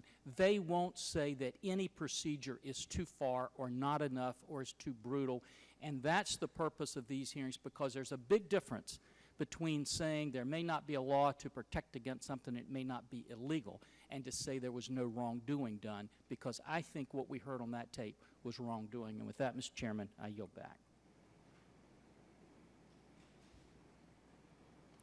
I thank the gentleman, and I now recognize Mr. Matt Nadler from New York for 5 minutes. Thank you, Mr. Chairman. We've heard a lot today about saving lives. After 23 years in Congress, I am still shocked by the hypocrisy we continually hear from my friends on the other side of the aisle. Since 2013, there have been over 900 mass shootings across the country, including 300 mass shootings in 2015. An average of more than 1 mass shooting every day this year. 10,128 people have been killed this year alone. Americans are 20 times more likely to be killed by gun violence than people in any other developed country who are not more or less mentally ill than people in the United States. Although we have just 30% of the world's population, the U.S. has 90% of the world's firearm homicide. I think that's 3% of the world's population. How many hearings have my Republican colleagues held on gun violence since taking over the House in 2011? None. Since Sandy Hook, there have been 142 school shootings, the most recent tragedy occurring on a community college in Oregon. And since the Oregon shooting, 146 people have been killed in 128 shootings in the United States. Not one hearing, not one vote on gun violence.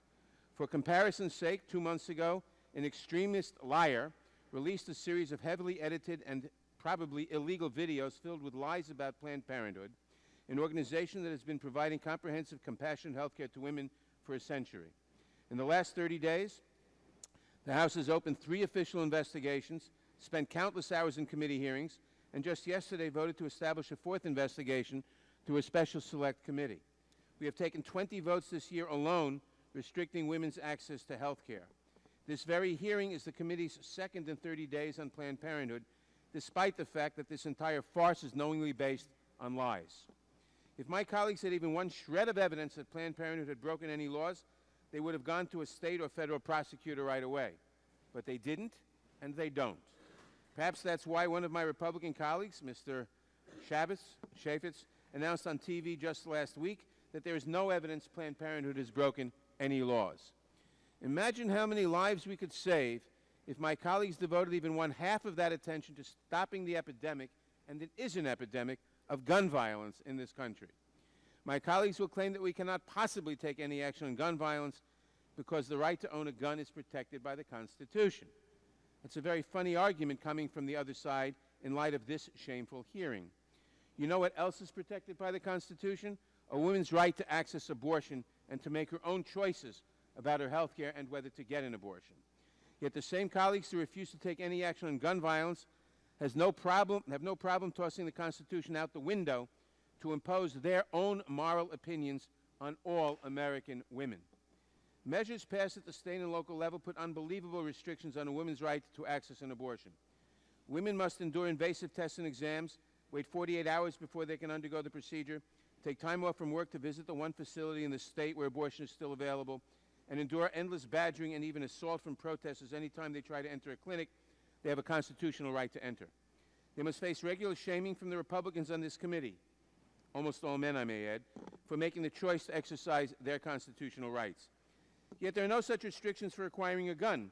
You can walk into a gun show at noon and walk out 15 minutes later with a high-capacity magazine and a semi-automatic rifle in your hands.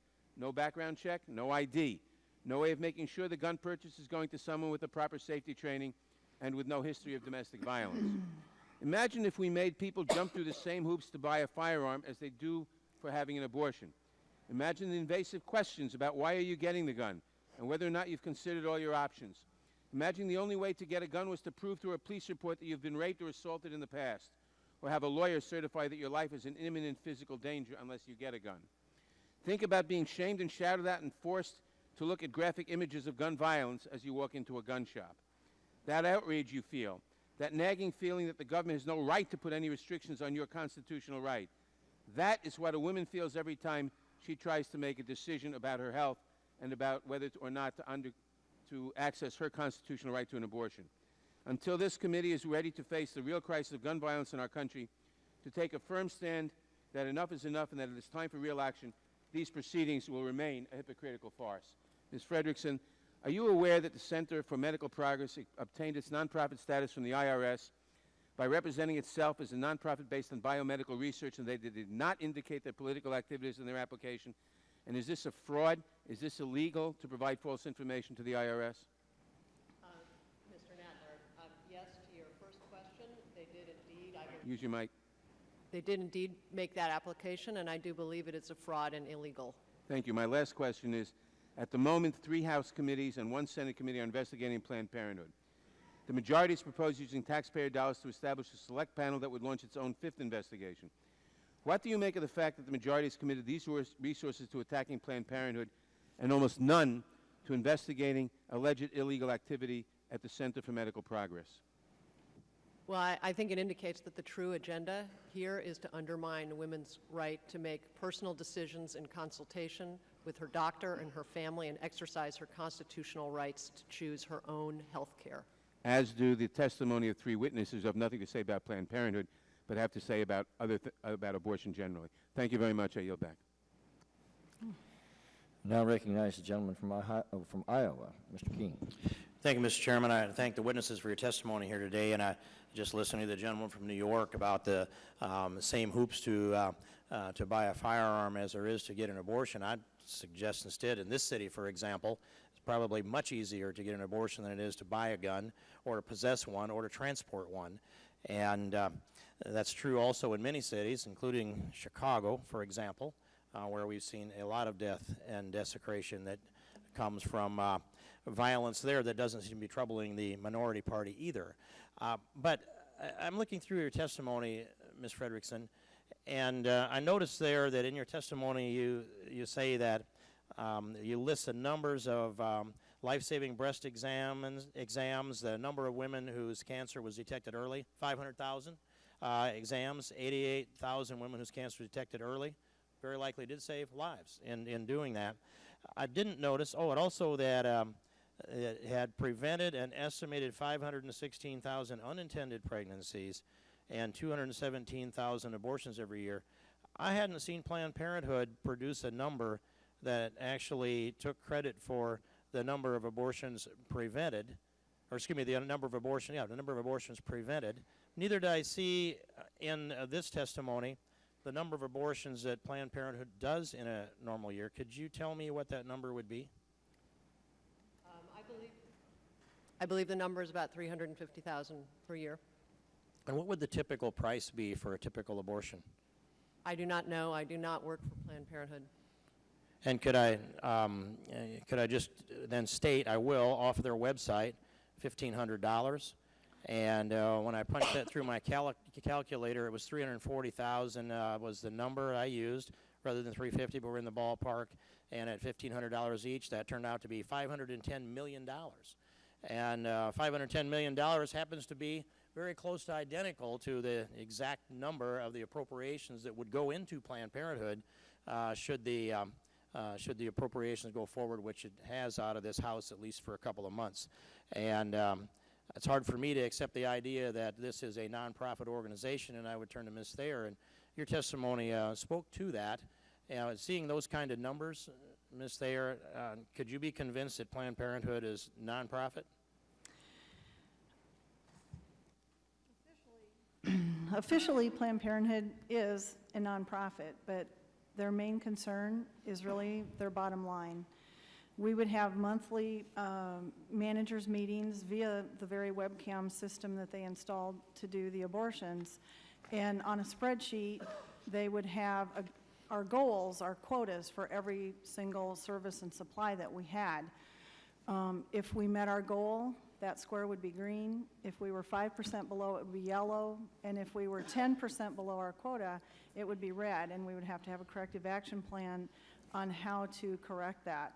And abortion was one of those items. If we didn't do abortions at that center, then we had a goal for abortion referrals. Could you say clearly here in your testimony with confidence that in your years working for Planned Parenthood, that even though Planned Parenthood is filed as a nonprofit, that they are profit-driven? Well, they are all about the profit.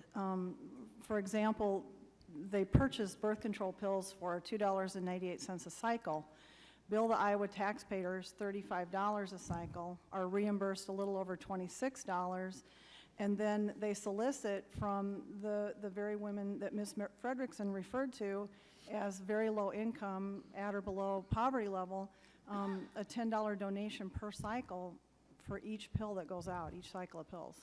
And that's clearly a distinct profit that most businesses would like to see in their margins. I'd like to turn again to Ms. Fredrickson, and I recall in your testimony you talked about the gap that would be created if we didn't fund Planned Parenthood. And would you say that there's no way to fill the gap of services that you testified, that there's not a way to fill that gap some other way? We have evidence that it is nearly impossible, if not impossible, to fill that gap. The example from Texas and even in Louisiana, where they have tried to cut back on Planned Parenthood services and found that they could simply not serve the population that needed those services. Then tell me, if you would, how did Planned Parenthood grow into this, quote, service, close quote, and into this gap that can't be created another way? Are you submitting then that free enterprise and demand and transportation and funding and resources wouldn't grow another entity or two or three or four or five that would fill the same demand that you're saying that Planned Parenthood only can fill? With all due respect, sir, we are talking about Medicaid patients primarily who get these services, so no, I don't think they could be filled by the free enterprise system. What do you think would happen? Well, unfortunately, I think we'd have more unintended pregnancy and ultimately, unfortunately, more abortions. I just suspect that the witness hasn't considered how this comes together, how free enterprise moves and accepts Medicaid checks, et cetera, how the clinic system works, how healthcare providers are able to take a look at the marketplace and supply a demand. And I suggest that that would be supplied without any great concern, and I would yield back. And I thank the gentleman, and I'll recognize myself now for 5 minutes for questions. Forgive me, I'll recognize now Ms. Jackson-Lee for 5 minutes. Let me thank you very much, all of the witnesses. Whenever we have witnesses come, it's appropriate for members of Congress to thank you because we know the sacrifice that you make to come. Let me also say that this is a judiciary committee, and it is important for us to be fact-finding, but also to maintain and adhere to current stated statutory or court law that has set precedent for the actions that may be in place now. Obviously, as legislators, we have the right to make determinations. Let me also say that I respect and appreciate the differences of opinion that are in this room and among those in this audience and on the panel as well. I'm interested in the truth, but I am one who has known people and have lived through the back alley abortions and seen so many people suffer and die because of choices that they intelligently wanted to make, desperately had to make, and did not have the adequate medical care consultation that was needed. Let me thank you, doctor. Anytime I see a doctor, I want to thank you for taking the oath and recognizing the need for good care. But I do want to go back to what this hearing is all about. Are you representing, as I understand you're under oath, are you representing that the video that you showed was a Planned Parenthood video? No, ma'am, I am not. The reason I brought that video forward, however... I have a short period of time, so Go ahead, ma'am. Go ahead. So you are not, that is not a Planned Parenthood video? That is not a Planned Parenthood and video. I want to make clear that the hearing is Planned Parenthood Exposed, examining abortion procedures and medical ethics at the nation's largest abortion provider. Ms. Thayer, I'm sorry. That's okay. Let me pronounce it correctly. Are you a lawyer? No, ma'am. Are you trained in nonprofit law? No, ma'am. Would you then have a legal understanding of the rights, responsibilities of a nonprofit and what they're allowed to do? Well, I ran a nonprofit for almost 18 years. But are you a lawyer that understands the law of nonprofits, 501c3? No, but I did have an understanding that... But not from a legal perspective. So you would not be able to discern the appropriate response to federal funding being used for Medicaid, healthcare matters versus things that you've now become opposed to, which is your right to do, not from a legal perspective.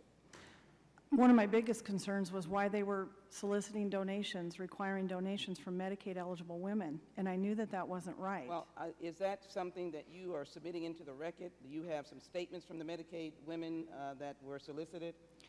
I did that every day that I worked there. Your pills are $35, the donation is $10, will it be cash or credit? Well, were you able to discern by the understanding of the bylaws of Planned Parenthood just what those requests might be? They have every right to engage, I'm not saying it's true, in a voluntary perspective. Let me move to, in a voluntary request that someone voluntarily may desire to do. But let me go to Ms. Frederickson and set the tone for this particular hearing. It has been said by Congressman Chavis, the chairman of the Oversight Committee, among many hearings, that Planned Parenthood did, if I might quote correctly, after the hearing, violated no law. Is Roe v. Wade the law of the land? Yes, it is. Is that the right for women to choose? Yes, that provides... It's no billboard pronouncement that we're promoting abortions. Is that the case? The law simply is on the 9th Amendment, the right to privacy? Under the Constitution, women have the right to make those personal decisions. Not a advertisement and billboard for abortion. It is a right to privacy under the 9th Amendment. Yes. Let me also say that the political agenda that has been framed, many of you have seen, I'm not going to ask you that question, but I'd like to focus on your understanding, Ms. Frederickson, of what Planned Parenthood does. Do they legitimately have health care for women? Planned Parenthood is our nation's leading provider of reproductive health care for women. They provide a critical service. 1 in 5 American women go to a Planned Parenthood clinic in their lifetime. Let me pursue another line of questioning. In order to make sure that we know that we have, Planned Parenthood, has a medical structure. As I understand it, abortion care is included in medical training, clinical practice, and continued medical education. Studies show abortion has 99% safe record, but more importantly, the 57,000 members of the American Congress of Obstetricians and Gynecologists maintains the highest standards of clinical practice, have indicated that that is the case and that there's misinformation about how abortions today are handled versus, remember what I said, back alley and coat hanger. Are you familiar with that contrast of what women went through, what I'd say 20, 30 years ago versus what they're doing today? Yes, I understand that before Roe versus Wade, many women died in back alley abortions, and that it's a tremendous advance in this country to have safe and legal abortions available for women. Let me add the Fourth Amendment to my line of reasoning as well. But let me just ask this question as I close. On this video, are you familiar with the name Mr. Phelan? I'm sorry, his name is Mr. Delayden? From the videos, yes. Yes. Do you realize that he has not publicly released the entire unedited videos? So I understand that no member of this committee has seen the entire unedited videos, yes. Do you realize that Mr. Delayden has taken the Fifth Amendment, meaning not willing to come before any committee? Yes. And do you also understand that he stole the ID of a fellow classmate in high school who happened to be a feminist in order to portray these distorted political and biased videos? Yes, I understand that is the case. If we are here, and I close, Mr. Chairman, I thank you for this. If we're here to find the facts, is it not factual that through all of the hearings we've not heard of any statement about Planned Parenthood in essence violating the law? Roe v. Wade, constitutional amendments in the Bill of Rights. Have you heard that, Ms. Frederickson? No, no one has been able to substantiate any allegation of wrongdoing against Planned Parenthood, and indeed Mr. Chaffetz has agreed that there is no wrongdoing. The gentlelady's time has expired. Thank you, Mr. Chairman. I yield back. Mr. Chairman, point of parliamentary inquiry. State your point. Mr. Chairman, I'd like to know what the proper procedure would be. I think this witness has just testified. This hearing is entitled Planned Parenthood Exposed, Examining Abortion Practices and Medical Ethics at the Nation's Largest Abortion Provider. This witness played a tape that he has now admitted under oath was not prepared in connection with Planned Parenthood at all, and so I'd ask that it be stricken from the record of this hearing. Yeah.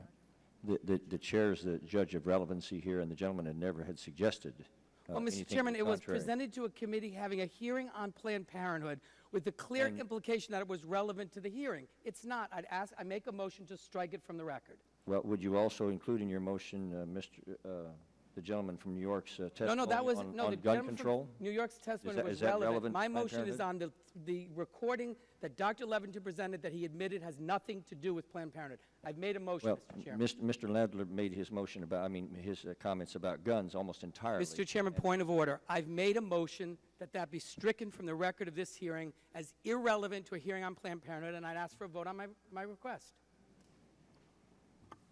I'll second the motion. All those in favor say aye. Aye. Would the gentleman restate his motion? The motion is to strike from the record the video of Dr. Leventon, which was not prepared or generated in connection with any service by Planned Parenthood, as not relevant. Mr. Chairman. Mr. Chairman, there's already been a vote. Reserving my right to object. It was a unanimous consent request to enter the information into the record. The gentleman had his opportunity to object at the time that the information was entered into the record. That is not correct. And I object to his motion as being out of order. That is not correct. It was not a unanimous consent. It was. I have the floor. All those in favor say aye. Of my motion, aye. All those opposed? No. Mr. Chairman, the noes have it. I ask for a recorded vote. Okay. Ask for a recorded vote. Recorded vote has been. I wonder if we're going to be able to strike that video from your memory. All I'm asking is it be stricken from the record of this hearing. It ought to have some relevance before people bring in a video which has nothing to do with the subject matter at hand. Ask for a recorded vote, Mr. Chairman.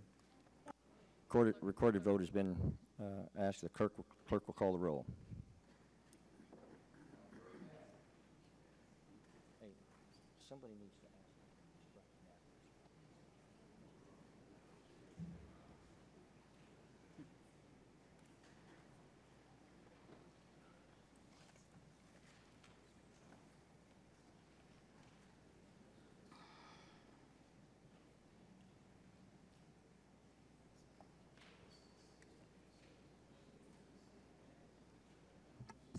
Chairman, regular order. Can the clerk call the roll? Mr. Chairman? Mr. Goodlatte? Mr. Sensenbrenner? Mr. Smith? Mr. Shabbat? Mr. Issa? Mr. Forbes? Mr. King? No. Mr. King votes no. Mr. Franks? Mr. Franks votes no. Mr. Gomert? Mr. Gomert votes no. Mr. Jordan? Mr. Poe?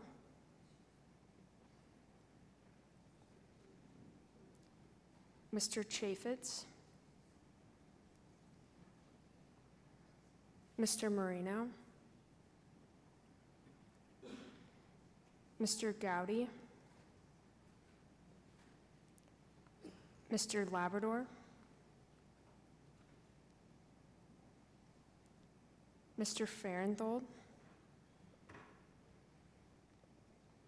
Mr. Collins?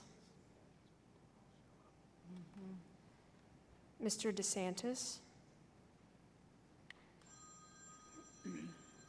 Ms. Walters?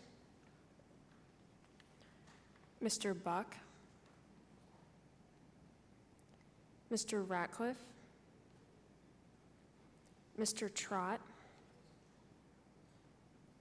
Mr. Bishop? Mr. Conyers? Mr. Nadler? Mr. Nadler votes aye. Ms. Lofgren? Ms. Lofgren votes aye. Ms. Jackson Lee? Ms. Jackson Lee votes aye. Mr. Cohen? Mr. Cohen votes aye. Mr. Johnson? Mr. Johnson votes aye. Mr. Pierluisi?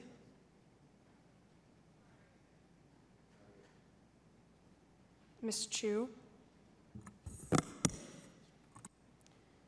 Mr. Deutsch? Mr. Deutsch votes aye. Mr. Gutierrez? Mr. Gutierrez votes aye. Ms. Bass? Mr. Richmond? Ms. Delbene? Ms. Delbene votes aye. Mr. Jeffries? Mr. Cicilline? Mr. Cicilline votes aye. Mr. Peters?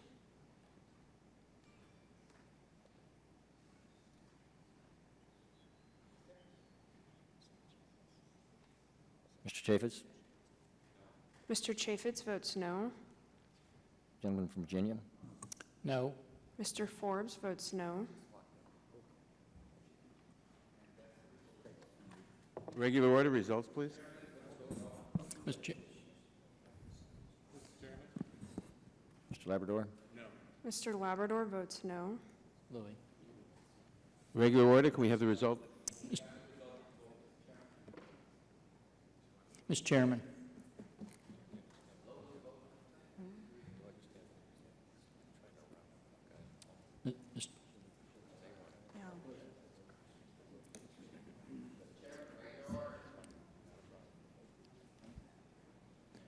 Mr. Chairman.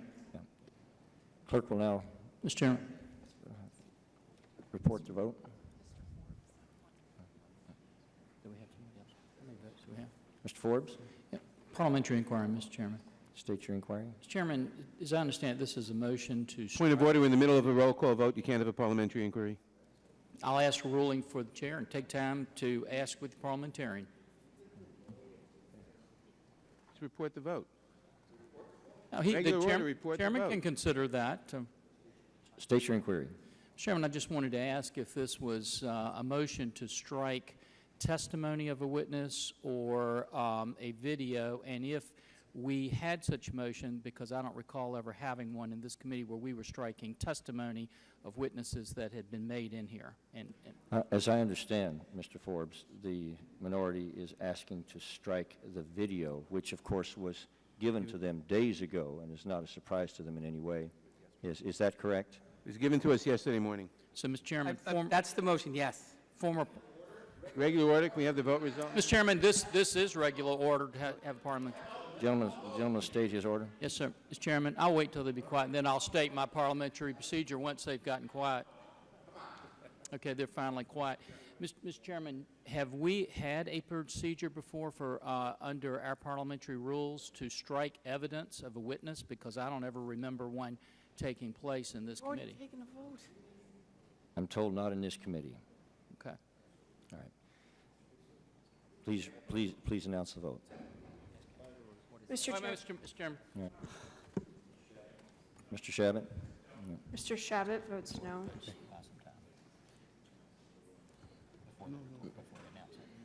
What's that? Mr. Clerk, will Chairman, please 9 call the members vote. voted aye, 7 members voted no. Oh. It's too late. And the motion is agreed to. Thank you. Okay, I think it's...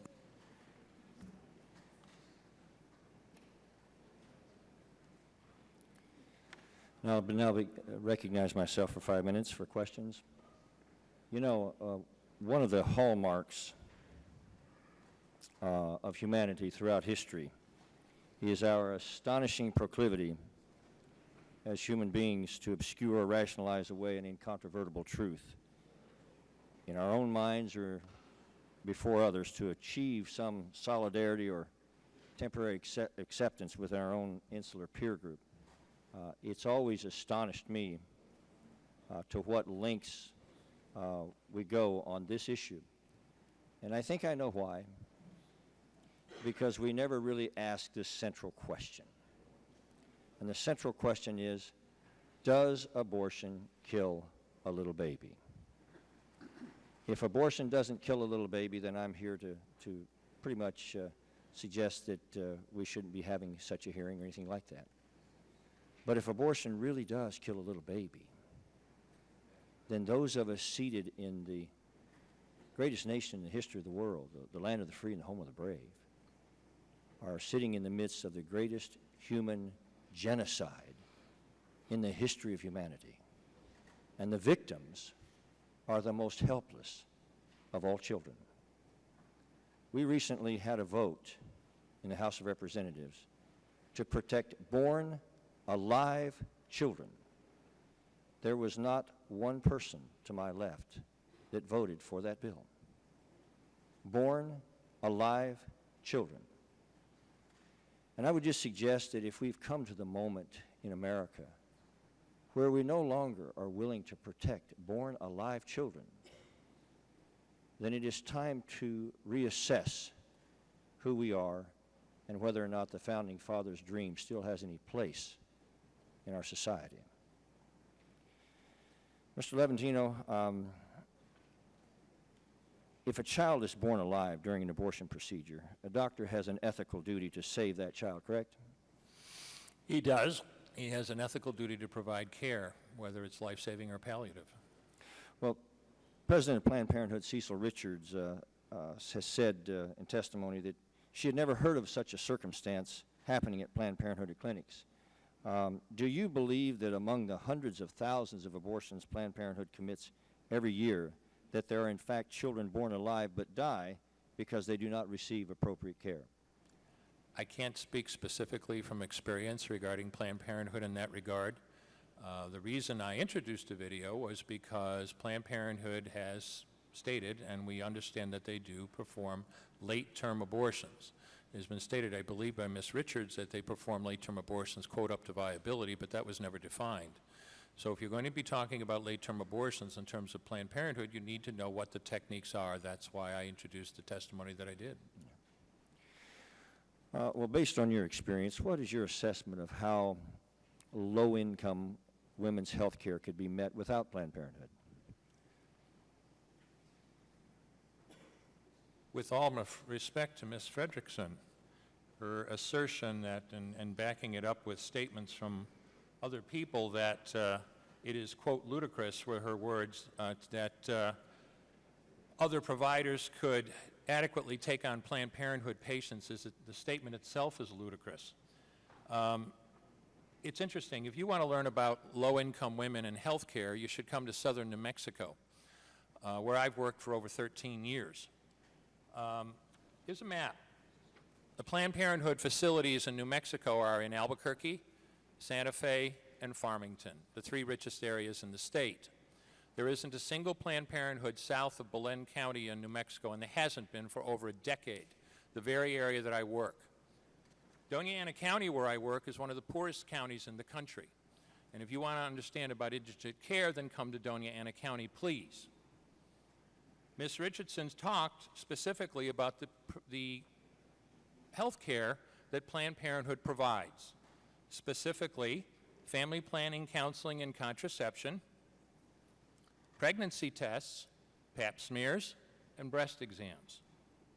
Oh, and STD testing, which she did not mention in her testimony, but was in her written testimony. Those are the services they provide.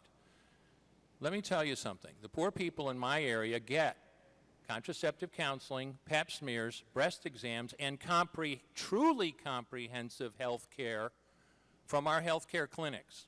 You've heard, this committee has heard, I know, that there are over 16,000 health care clinics across the country. Look at my map again. This is covering in New Mexico in terms of those very same health clinics. And unlike Planned Parenthood, they're not a 9-to-5 business Monday through Friday. They're there 24 hours a day to serve their women. And their women get taken care of not only if they need just pap smears or breast exams, they get taken care of if they have a headache or a nausea or a stroke or a heart attack or all the other things that happen. That's what we call comprehensive health care, and that's what's available at these clinics. $500 million, as a doctor, I would give you my opinion that $500 million poured into Planned Parenthood would be far better served. Those women across the country would be far better served if that money was put into community health centers where women could get truly comprehensive care, not just pap smears and breast exams. I thank the gentleman.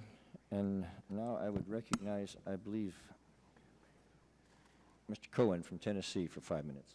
Thank you, I'm sir. sorry, Ms. Lofgren, forgive me. Thank you, Mr. Chairman.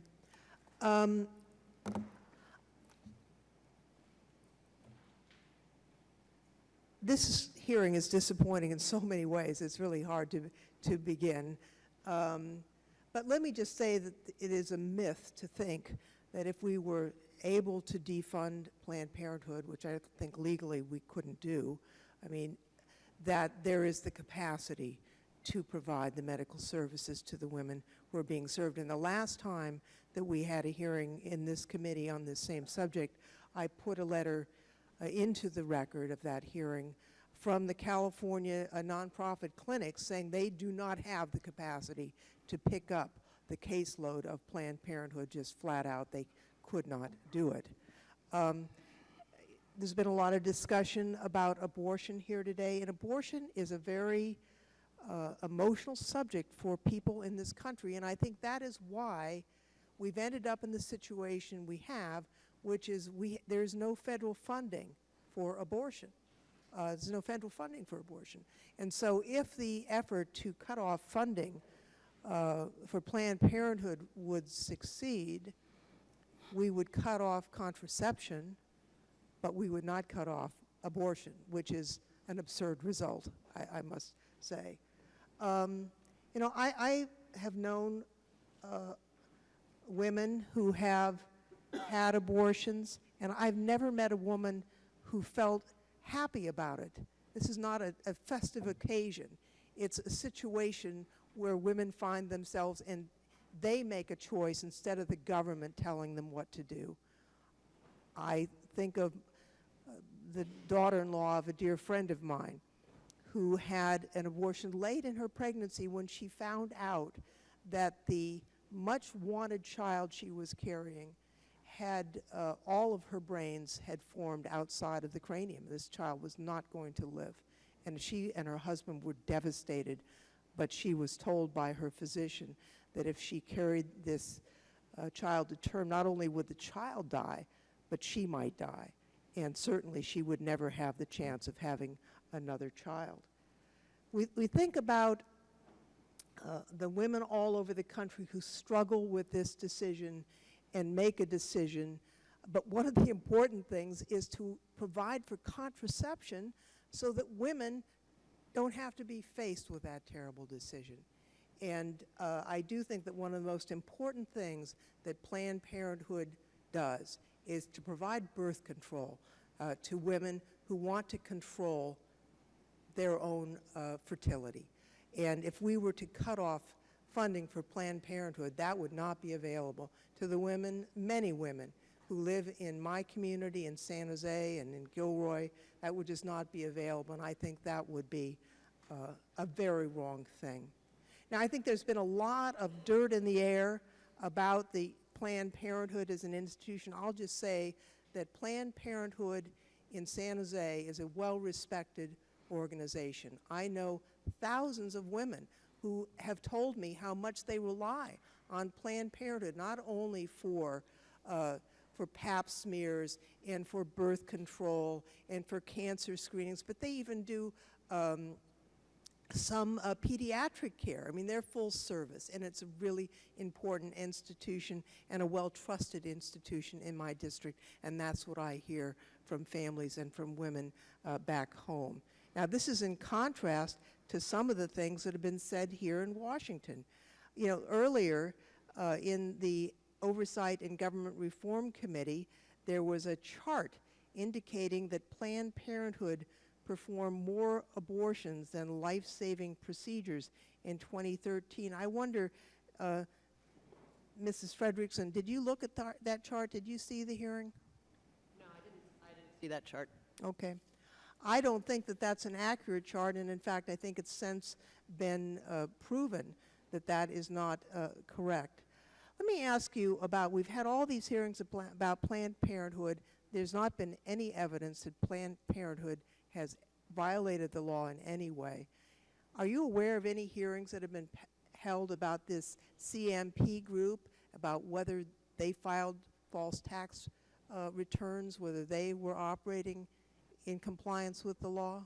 Well, so far, I don't believe there have been any congressional inquiries. I do believe there is a court case proceeding, however. Yes, I know that our Attorney General in California is looking into it since they incorporated there. I'll just close, Mr. Chairman, by saying that I hope that this is the end of the persecution of Planned Parenthood. It is important, the service they provide for the women of America, and I hope that we will stop trying to smear this wonderful institution. I yield back.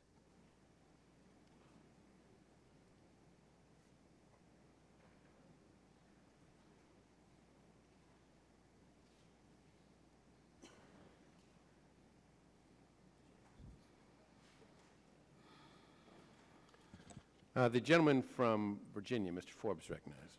Mr. Chairman, I make a motion that the video that's part of Mr. Levantino's testimony that was previously stricken from the record be made part of the record. All those in favor of the motion respond by saying aye. Aye. Those opposed, no. No. Chair, the ayes have it, and the video is made a part of the record. I thank the gentleman, and the gentleman is now recognized for his questions. Oh, my. Oh, who's next?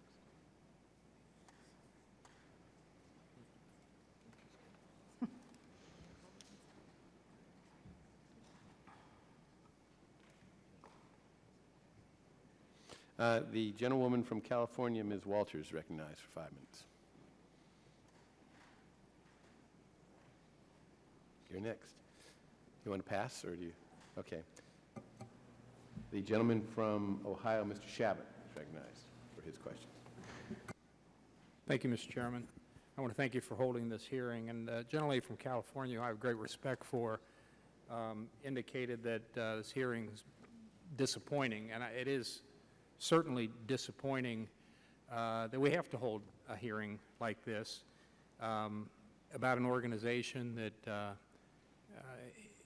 every year brutally kills hundreds of thousands of unborn innocent babies and sells their body parts and does that for profit. I happen to represent most of the city of Cincinnati, and Planned Parenthood does approximately 330,000 abortions, the largest abortion provider in this country. They basically wipe out the population of the city of Cincinnati every year. It's about 300,000 people in that particular community. And it's just, so it is very disappointing that we have to have a hearing like this and hear the testimony. And Ms. Frederickson, you earlier said that, I think your comment about Mr. Chaffetz saying something along the lines of, well, it isn't against the law. If that's the case, what the organization that you're here testifying on their behalf today, if it's accurate that what you're doing, destroying little innocent unborn lives and selling their body parts for profit, if that's not against the law, well, then we damn well better change the law and make it against the law, because we're supposed to be a civilized society in a civilized country. And to think that that kind of behavior is occurring in these modern times, it makes one wonder what the hell's going on in this country. It's disgusting. And when I saw these videos, and I know the excuse is, oh, well, we didn't know we were being taped. I mean, what a defense. We didn't know that somebody might actually find out what's going on in Planned Parenthood facilities all over the country, that it might get out what's going on. I mean, that's a heck of a defense. Some of the people that are here, all three of the other witnesses in particular, I think it takes a lot of courage, to have experienced some of the things that you experienced over the years, and to be willing to come here and testify about what has happened. And thank God that you are willing to do that. And all three, all the stories. And Dr. Levatino, I heard you testify in this committee in the past, and it's, thank you for coming forward and doing what you're doing now to expose what has occurred. I guess, and I've probably used up a lot of my time already, but Doctor, I guess if you could again, and I know you've already said it, but I think it bears hearing it a second time, that, in your past, obviously, you did perform abortions, and then at some point in your life decided that I'm not going to do that anymore. And could you share again what it was that made that change for you? Briefly, Congressman, it was the loss of my own adopted daughter that made me look very seriously at what I was doing with abortions. Thank you. Thank you. Ms. Stoltenberg, you indicated that and I know you get a whole bunch of other women that were in your circumstances, that their lives have been changed. Would you want to share some of the stories of other women? You don't necessarily have to give their names, but what you've heard from others and how this has affected their lives, so that there's actually two victims here. There's the unborn child, and there's also the woman who's been a victim oftentimes in a Planned Parenthood facility, since they're the largest abortion provider. But could you share in the brief time that I have left anything you'd like to say about the other women that you've talked to over the years about that? I would, sir. I've heard a lot here today about safe abortion, and all of these women's stories refute safe abortion. We are not having safe abortion in this country. Women are being maimed, they are being harmed, they are not being able to have their own children because of it. Their children are dying on tables. They are turning to alcohol and drugs and suicide. I do post-abortion counseling, and I just counseled a woman in the prior months that has tried to kill herself 3 different times and almost succeeded. Why aren't we talking about why this is not safe? These are the stories to tell it, and there would be more stacked up here if women were not too ashamed and too afraid to come out and talk about this. And sometimes it doesn't happen for years. I wasn't able to talk about this for 5 years. There are women that won't be able to talk about it for 10 and 20 years. And I've heard multiple stories, hundreds, of how they have been maimed and wounded in every way. It was hard for me to even bond with my own child that I adopted because of this procedure. I'm just begging for you people to protect women. This is not a good choice for women. Protect us. Do the right thing. Instead of looking at pocketbooks, I would like to ask the committee how many people are receiving donations from Planned Parenthood on their campaigns. And that saddens my heart, because Would you choose that over protecting women? Thank you very much. I yield back my time. The gentleman from Tennessee, Mr. Cohen, is recognized for 5 minutes. Chair, when Mr. Franks made a comment about a bill that was on the floor about 3-4 weeks ago, Born Alive Children bill, on that same day there was another bill on the floor to fund Planned Parenthood. And nobody on this side voted for him. He's right. And they didn't come to the subcommittee, and they didn't go to the full committee for a markup or for a hearing, because regular order did not apply, because the Pope was going to be here. And we wanted to put the focus on this issue because it was politics. We're supposed to go to committees for hearings like we're having today, and if there's a bill and there's no bill here, this is just show business hearing, then there's supposed to be a markup. There was none of that. It went straight to the floor, no amendments allowed in Rules Committee. So protocol was just done away with because politics. Just like Benghazi was politics and Kevin McCarthy told you it was politics, it accomplished its purpose of hurting the woman who was going to lead this Democratic Party and the leading... Would the gentleman yield? No, I won't. And just like that, and he admitted that's what they were doing, and this Planned Parenthood is the same deal. They're having a special committee they've now set up. And yet, Representative Chaffetz said there's not any evidence that there's been any law violated, and there isn't. And yet we're having a special committee. Let me ask Dr. Levatino, you admitted that your video had nothing to do with Planned Parenthood, correct? The video that was shown was not shot at Planned Parenthood, but may be relevant to procedures Planned Parenthood Don't tell me about relevance. I want the answer question. It had nothing to do with Planned Parenthood. The video was not shot at Planned Parenthood. Right. Did you ever work for Planned Parenthood? Yes, sir.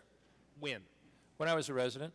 When you were a resident, not when you were in private practice, though. Not in private practice, no. So you didn't do 8 years working at Planned Parenthood. Sorry, sir? Do you or anybody else on the panel know, because this is talked about medical ethics is what this is entitled, examining abortion procedures and medical ethics. Anybody know one person who lost their medical license because of activity at Planned Parenthood? Miss what's it, Stollenberg, do you know of anybody that lost their medical license? No? Miss Thayer, do you know anybody that lost their medical license? No, there was No? never... And Dr. Levatino, do you know anybody that lost their medical license? I do not. Medical ethics. Case closed. Second question. This is, don't have your name right. Stoltenberg. Stoltenberg. And I'm sorry for your problems that you've had in your history. Your first abortion was at Planned Parenthood. That's correct. Where was your second abortion? Emma Goldman's clinic. And where was your third abortion? I believe it was at Emma Goldman's, but I don't remember. And Emma Goldman's not Planned Parenthood, right? They do the same types of procedures there. A lot of places do the same procedure, but this hearing is about Planned Parenthood. So your second and third abortions had nothing to do with Planned Parenthood, right? Ms. Thayer, you now have a not-for-profit, responsible, what's the name of your not-for-profit you run? Cornerstone for Life. Yeah, and do you draw a salary there? I get a stipend. A stipend? And what is that stipend? $1,000 a month. And when you make you're considered quote-unquote a Christian speaker, do you get paid to make your speeches or just expenses? Usually I don't get paid at all. But you get your expenses. I'm not getting paid to be here. Well, I know that. That would certainly be wrong. The government doesn't pay any of us too much. The fact is, this hearing is just like Benghazi.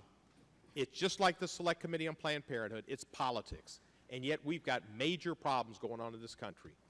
The whole idea that this is about Planned Parenthood is wrong. And Dr. Levatino has admitted medical ethics, everybody, there's no evidence of any medical ethical impropriety by Planned Parenthood. Only a title that's been put up here. And Ms. Stoltenberg has 1/3 of her history as Planned Parenthood. It's unfortunate this is the way we're spending our time. It's really unfortunate. And I appreciate Planned Parenthood for what they do for lower income women, for women who need health services, who need family planning, who need cancer exams, cervical, breast, et cetera, and that are performed by Planned Parenthood, and I'm happy that Medicaid reimburses them, and that's good. And I yield back the balance of my time. Chair recognizes the gentleman from Utah, Mr. Chaffetz, for 5 minutes. Thank you, Mr. Chairman. And I would just caution members. I've heard my name several times invoked. Members, please be careful using this. The context of the comments that I made were in relationship to a hearing as the chairman of the Oversight Committee that I conducted. The hearing that we conducted in oversight was about the finances of Planned Parenthood. We didn't get into the content of what they do. We didn't get into the content of the video. We didn't get into the practices that they do. We didn't get into the fetal body tissue issues. We didn't do that. We were very narrowly focused on the finances.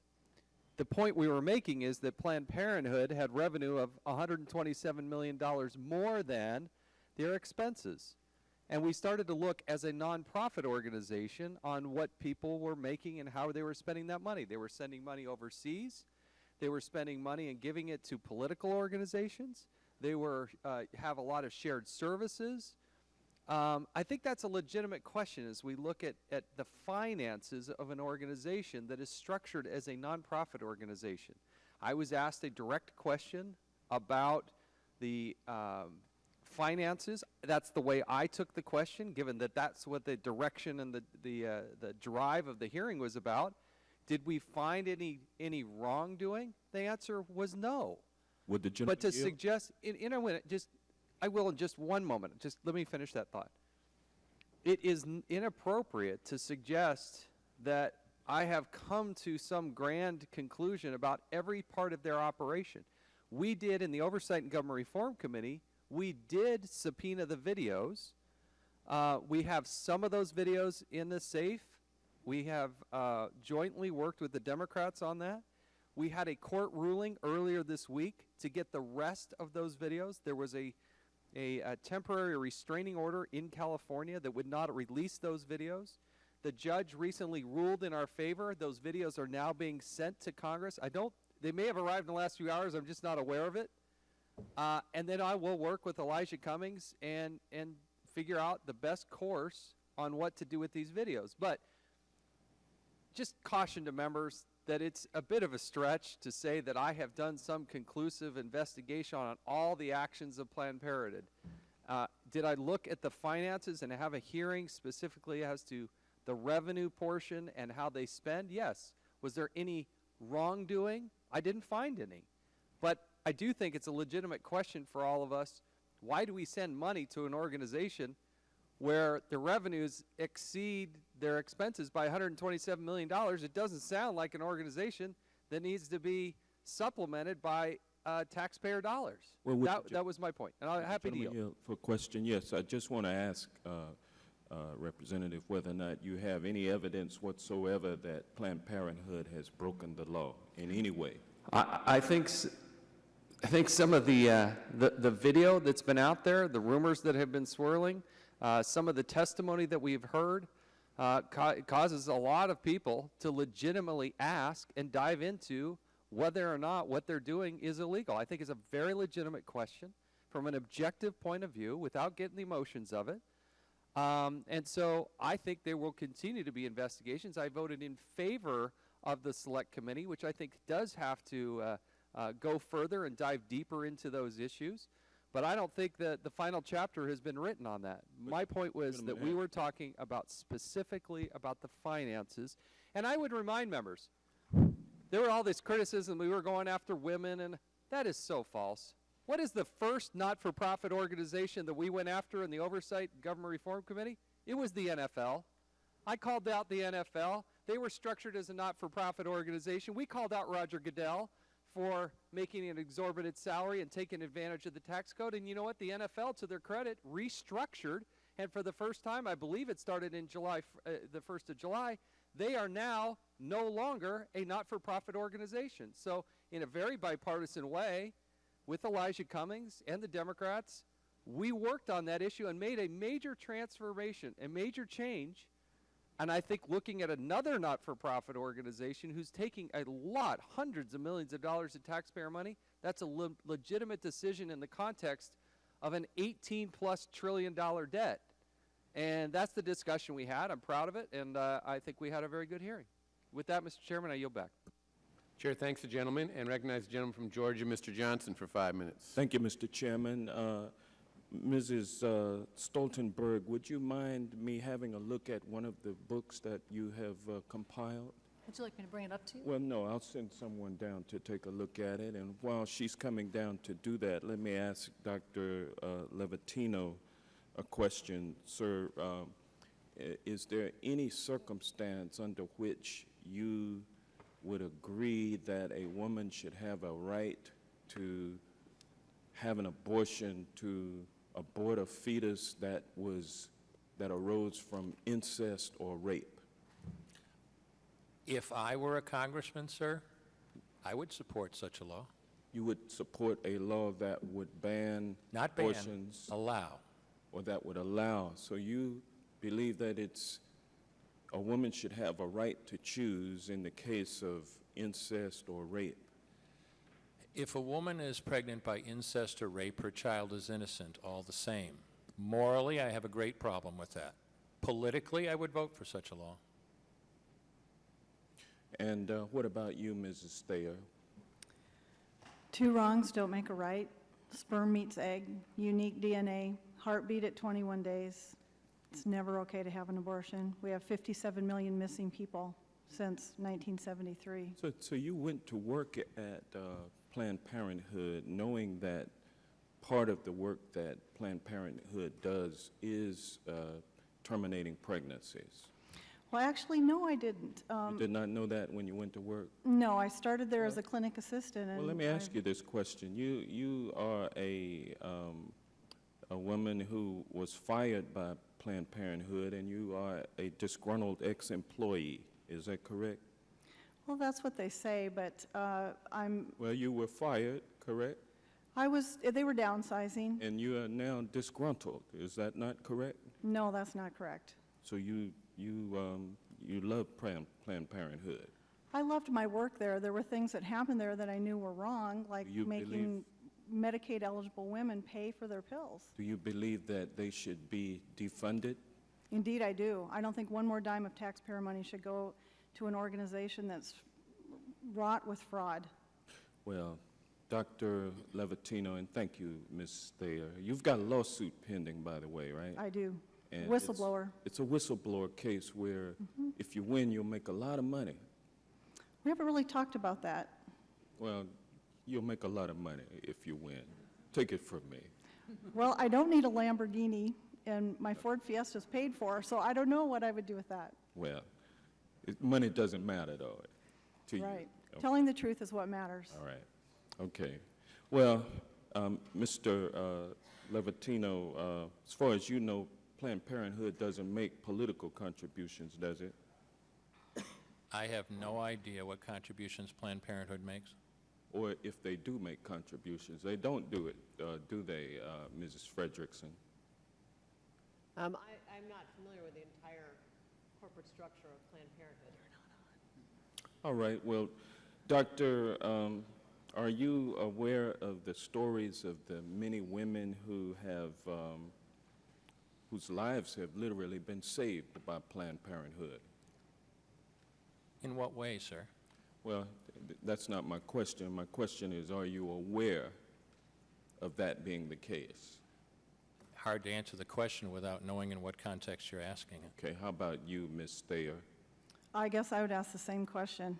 Okay, you don't want to answer the question then. Well, you haven't heard about the story of Tiffany, who was so broke that she couldn't afford a regular doctor's visit, so Planned Parenthood was her only option, and that a routine pap smear at Planned Parenthood diagnosed her with cervical cancer, the early discovery of which saved her life. You're not familiar with Tiffany's case? I guess I would ask how much money they asked from Tiffany after they did her pap smear. Well, I'm sure that it was gladly payable for her life to be saved. It would be 50% of whatever her charges were that day. It could not be more than the value of her life, I can guarantee you that. I'm sure she's quite happy at the little bit that she paid, but If she would have gone to a federally qualified health center, it would have been free. maybe she could not have gotten transportation. you know? Well, in my town, it's So like 4 the- blocks from the Planned Parenthood. And that's in your neighborhood, though, but there are other people with different circumstances, and shouldn't you be concerned about them? Well, there's 20 free clinics for every one Planned Parenthood. I mean, Well, compared so- to Planned Parenthoods, they're everywhere. And the purpose of this hearing was to shut down Planned Parenthood because of abortion. The time of the gentleman has expired. The chair recognizes the gentleman from Texas, Mr. Gomert, for 5 minutes. And would you yield back to me briefly? Yes, I yield back. Thank you. I just want to state for the record regarding the point Ms. Thayer just made, in the state of Georgia, there are 4 Planned Parenthood locations, most or all of which provide abortion services. In Georgia, there are 274 other health care alternatives that provide women's services that do not provide abortion. So in terms of convenience and location to get to, I think there'd be a good argument that there's much more convenience to get to health care facilities. These are public health care facilities, too, that do not include abortion services. The gentleman. Thank you, reclaiming my time. Ms. Thayer, I think there was some effort to cast doubt on your capabilities in working for Planned Parenthood since you were not an attorney. I don't know how many attorneys we have running Planned Parenthood facilities, but I hope there aren't many. There's typically one, probably per affiliate. Really? One lawyer per Planned Parenthood affiliate? Yes, they do lobbying, and they run the PAC, you know, the Political Action Committee. Planned Parenthood has a PAC? Yes, indeed. They make donations. And how many mammograms do those PACs do? 0. Planned Parenthood does not do mammograms. So if we cut federal funding for Planned Parenthood across the country, how many women would be denied mammograms? 0. But if we cut funding for Planned Parenthood, there would be some lawyers that do lobbying and some people that get political donations that would not be getting those political donations, and lawyers that would have to look for some other form of money and financing, right? Yes.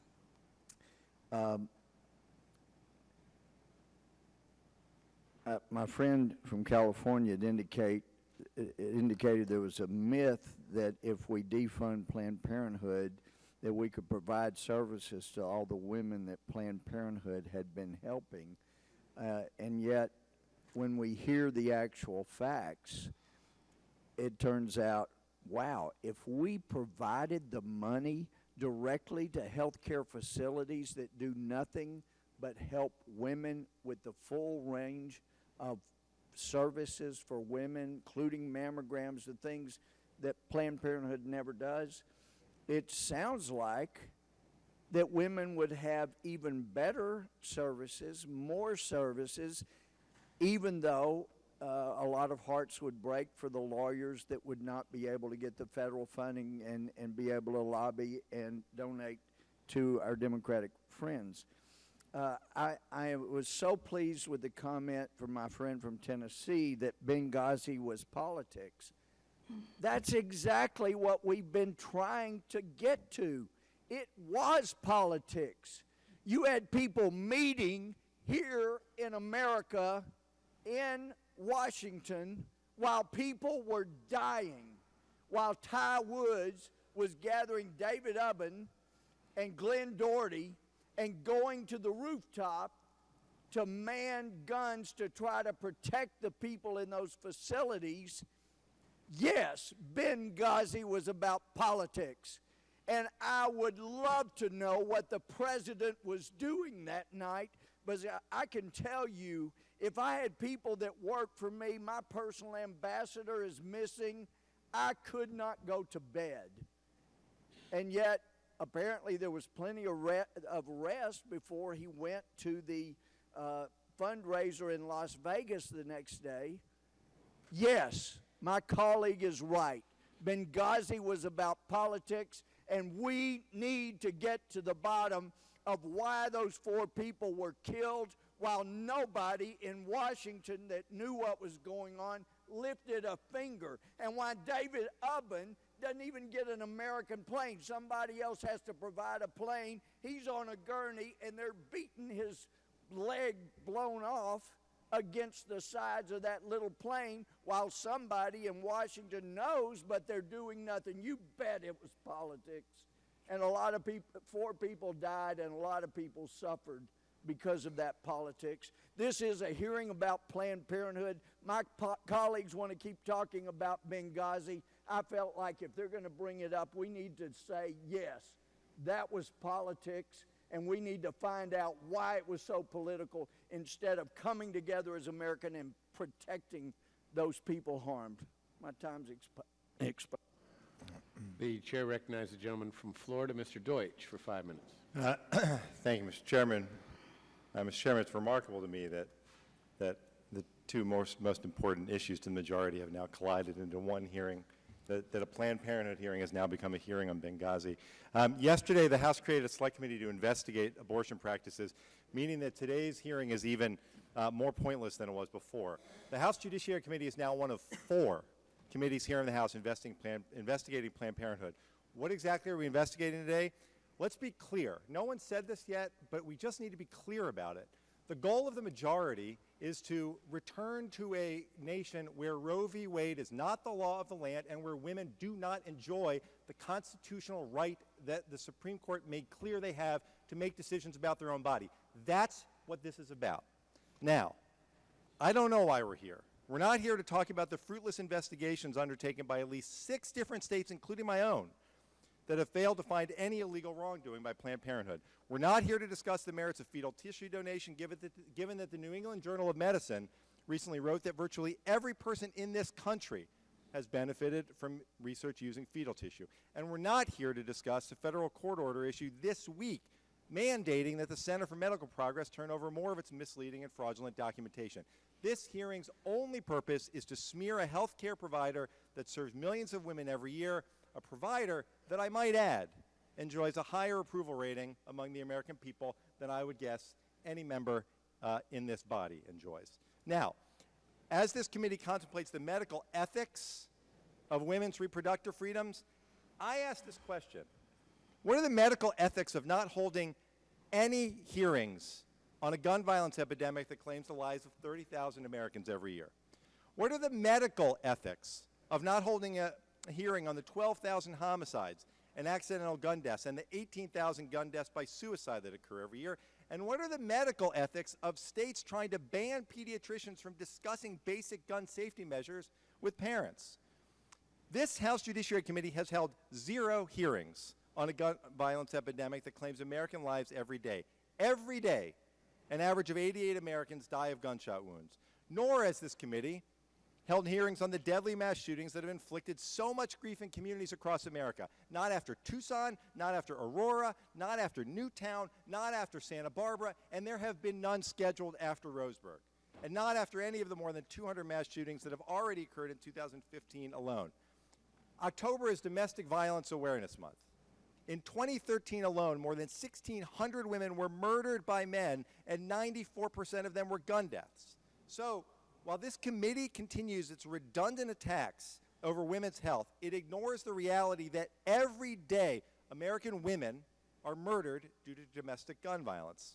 Yet, as Congress works to ensure that women face even more humiliating obstacles to safe and legal abortion access, the U.S. Congress stands idly by as violent offenders are still able to skirt background checks and get guns to commit horrific crimes.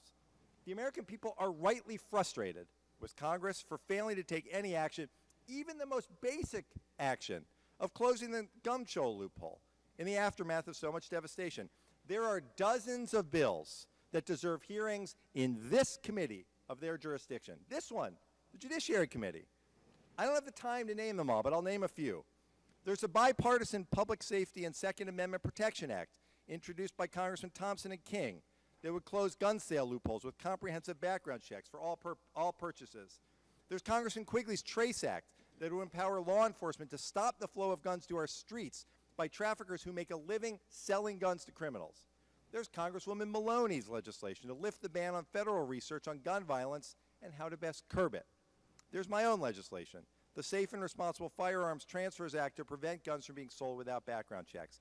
Not one of those bills, not one, has been the subject of a hearing from this committee, Mr. Chairman.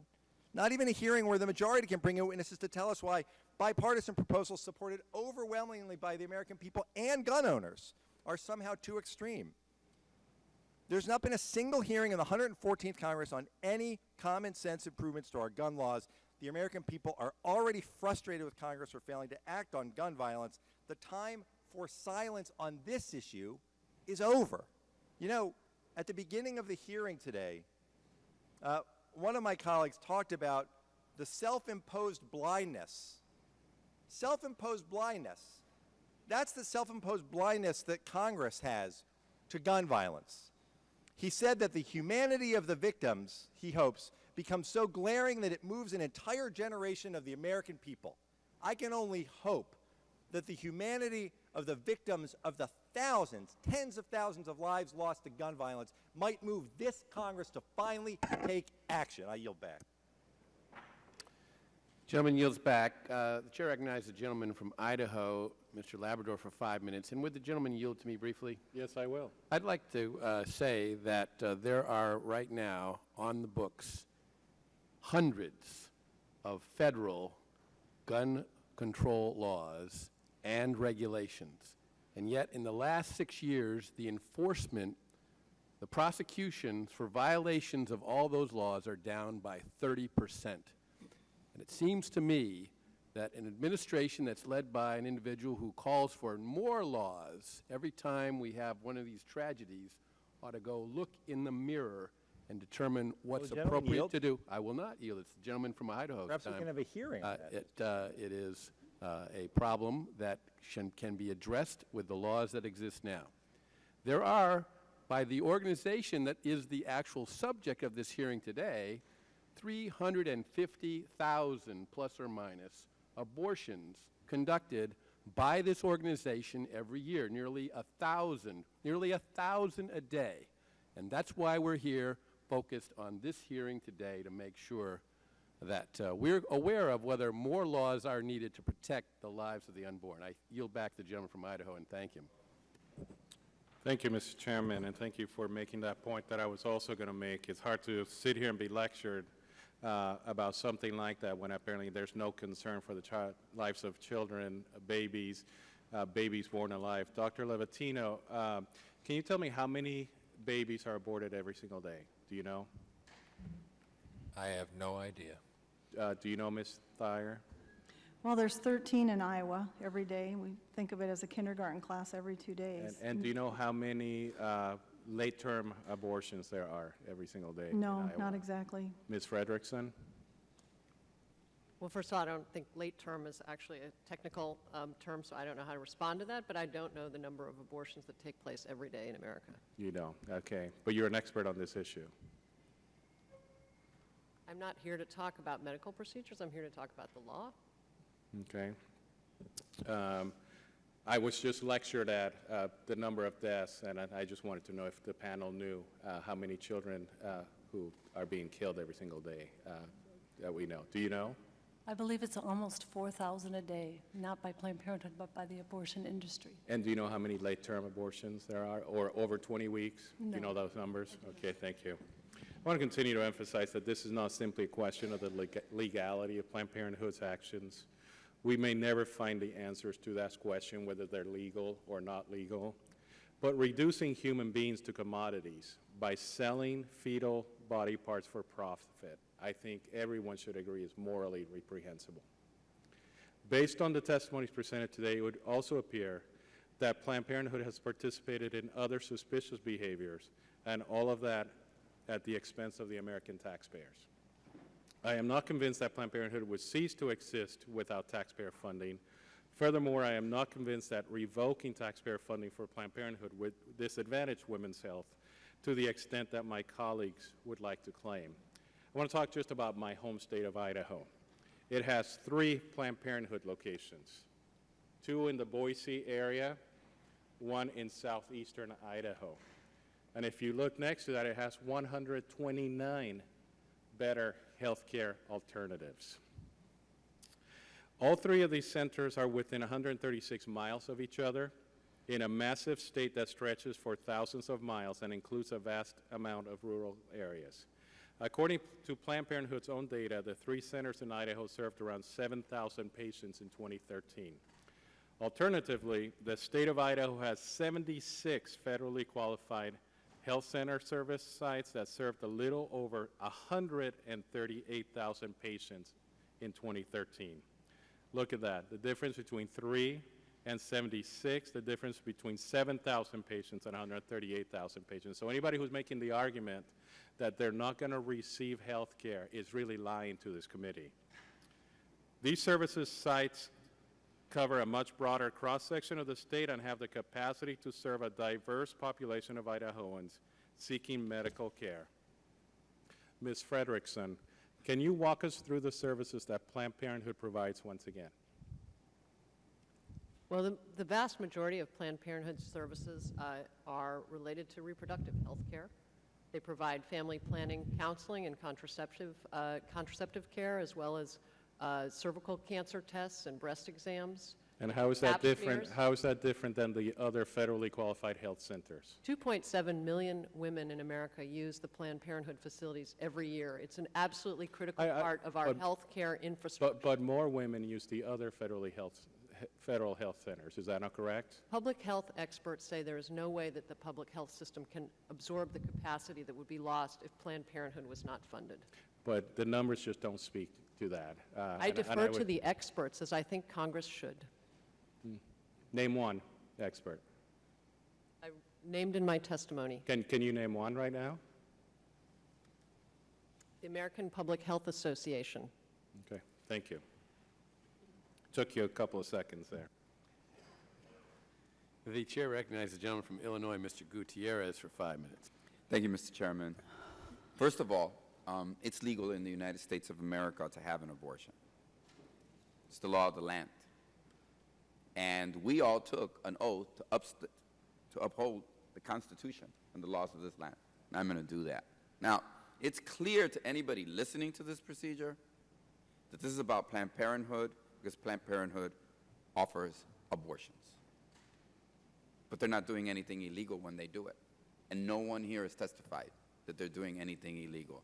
They object to the fact that they offer abortions because that's their point of view.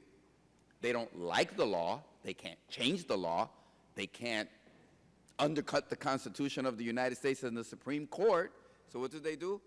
They try to sully the reputation of an organization. And you know what? You guys have opened one big Pandora's box here, because on repeated occasions here today, the minority and their witnesses have questioned the integrity of members of the minority panel by questioning who it is we receive campaign contributions from. So from here forward, we should just open it up, Mr. Chairman, every time on any issue. I want to know how much you get from the NRA. I want to know every dollar you receive from and we should just open it up. That would make it great. I'm not that worried about it. I tell the women of America, you are safe, because you have a president of the United States that will veto any legislation that comes out of this committee and might make it to the floor of the House. He'll veto that legislation, and there's nothing you can do about it. He'll veto that legislation, and they will be safe. I'm not worried. They can't pick. They have 250 members, and they can't figure out how to pick the Speaker of the House. You think they're really going to turn back the clock on women in America? They can't even pick their own leader, so I'm not that worried about where we're going. But I will stand up for women, because it seems to me that what we're really talking about here today is turning back the clock. Turning back the clock, a clock in which I grew up. When I was born in the United States of America, separate but equal was still the law of the land when I was born. The only day I was white was the day I was born, and they put it on my birth certificate. Because apart from that, I was never treated equal.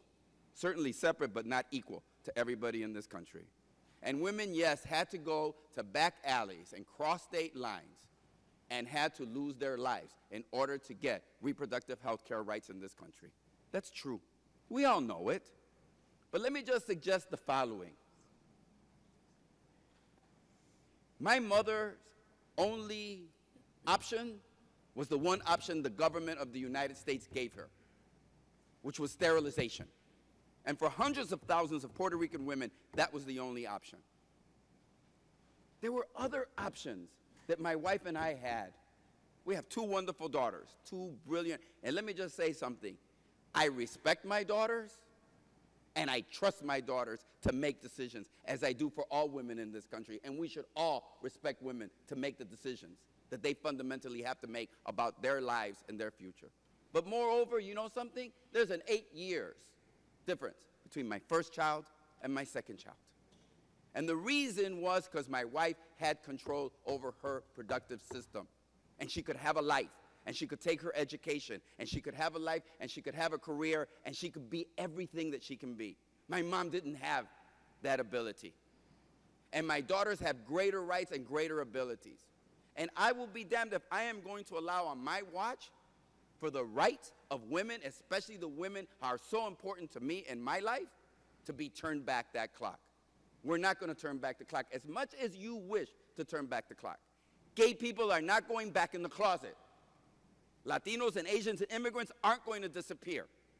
And women are not going to get back alley abortions and put their lives at risk again, while Americans are standing up for a better, more inclusive, and egalitarian future for everybody in this country. So, look, nothing here that any of the witnesses have said, even those afforded by the minority, is going to change anything. We're good. We're in a good place because there is a new growing coalition in America. We all know what it is. It's people who care about Mother Earth. It's people who care about women and their rights. It's people who care about gays and lesbians. It's people who care about immigrants. It's people who care about making sure that we have fair and decent salaries. And you want to know something?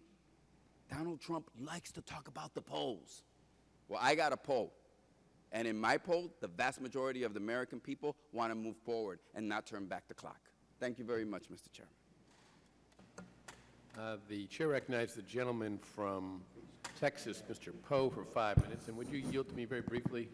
I'll yield to the chair. I just want to make one point that when we passed the Pain-Capable Abortion Act, we introduced into the record evidence that in every demographic group, men, women, people of various races, age, in every demographic group, a majority of the people in this country support prohibiting abortions after 20 weeks. I thank the gentleman and yield back. Thank the chair. I want to try to get back on the subject that we've been talking about. When Mr. Johnson on the other side asked, does Planned Parenthood do political contributions? If I remember the testimony, two of you said that he didn't, the Planned Parenthood didn't give contributions to anyone. Ms. Thayer, do you know whether Planned Parenthood contributes to federal candidates? Yes, they do. They have a PAC. And it's, what is the name of the PAC? Do you know? No, I don't remember. They just called it the PAC. Planned Parenthood PAC? Mm-hmm. Would it surprise you that in the election cycle 2014, Planned Parenthood PAC contributed a little over $400,000 to federal candidates? No, that wouldn't surprise me at all. 138 federal candidates. Would that surprise you or not? No. Mm-mm. $400,000. Seems like you could do a lot of other things with $400,000 instead of give it to people running for Congress. Well, one thing they could do with it is take some of that money and put doctors or nurse practitioners in their rural centers. In Planned Parenthood in Iowa, we had a nurse practitioner 2 hours a week. And in my almost 18 years there, we had a doctor in the facility probably 3 or 4 times. So all those pills are being dispensed by non-medical people. I think that would be a much better use of their money. And since the minority did bring it up, Mr. Chairman, I'd like to introduce in the record the open secrets document of contributions by Planned Parenthood PAC. Without objection, will be made a part of the record. The talk has also been about, and I resent the other side talking about generalizing that those of us over here are against women. I resent that. I have 4 children, 3 daughters. I have 11 grandkids, 7 daughters. One of those is adopted. And I'm not a female. I agree with that comment. But the idea that we don't like women is absurd. I think many of us are trying to look out for the life of new women coming into the world. What about those women? And I think they're women when they're harvested for their body parts. I'm concerned about those women. So I'm not going to put up with saying that I'm opposed to women. Let's talk about those women. If Congress doesn't speak for them, who speaks for them? I mean, y'all speak for them. So I know that's not the issue. The issue is Planned Parenthood. It's also, I think, Planned Parenthood seems to do a pretty good job of marketing Planned Parenthood. Would you agree with that, Ms. Thayer? Yes, very much so. You have any idea how much money Planned Parenthood spends on marketing Planned Parenthood? In Iowa, they marketed the family planning waiver, spent lots and lots of money at the expense of staff raises that year, and made it sound like the family planning waiver was their own creation, and it was actually state dollars.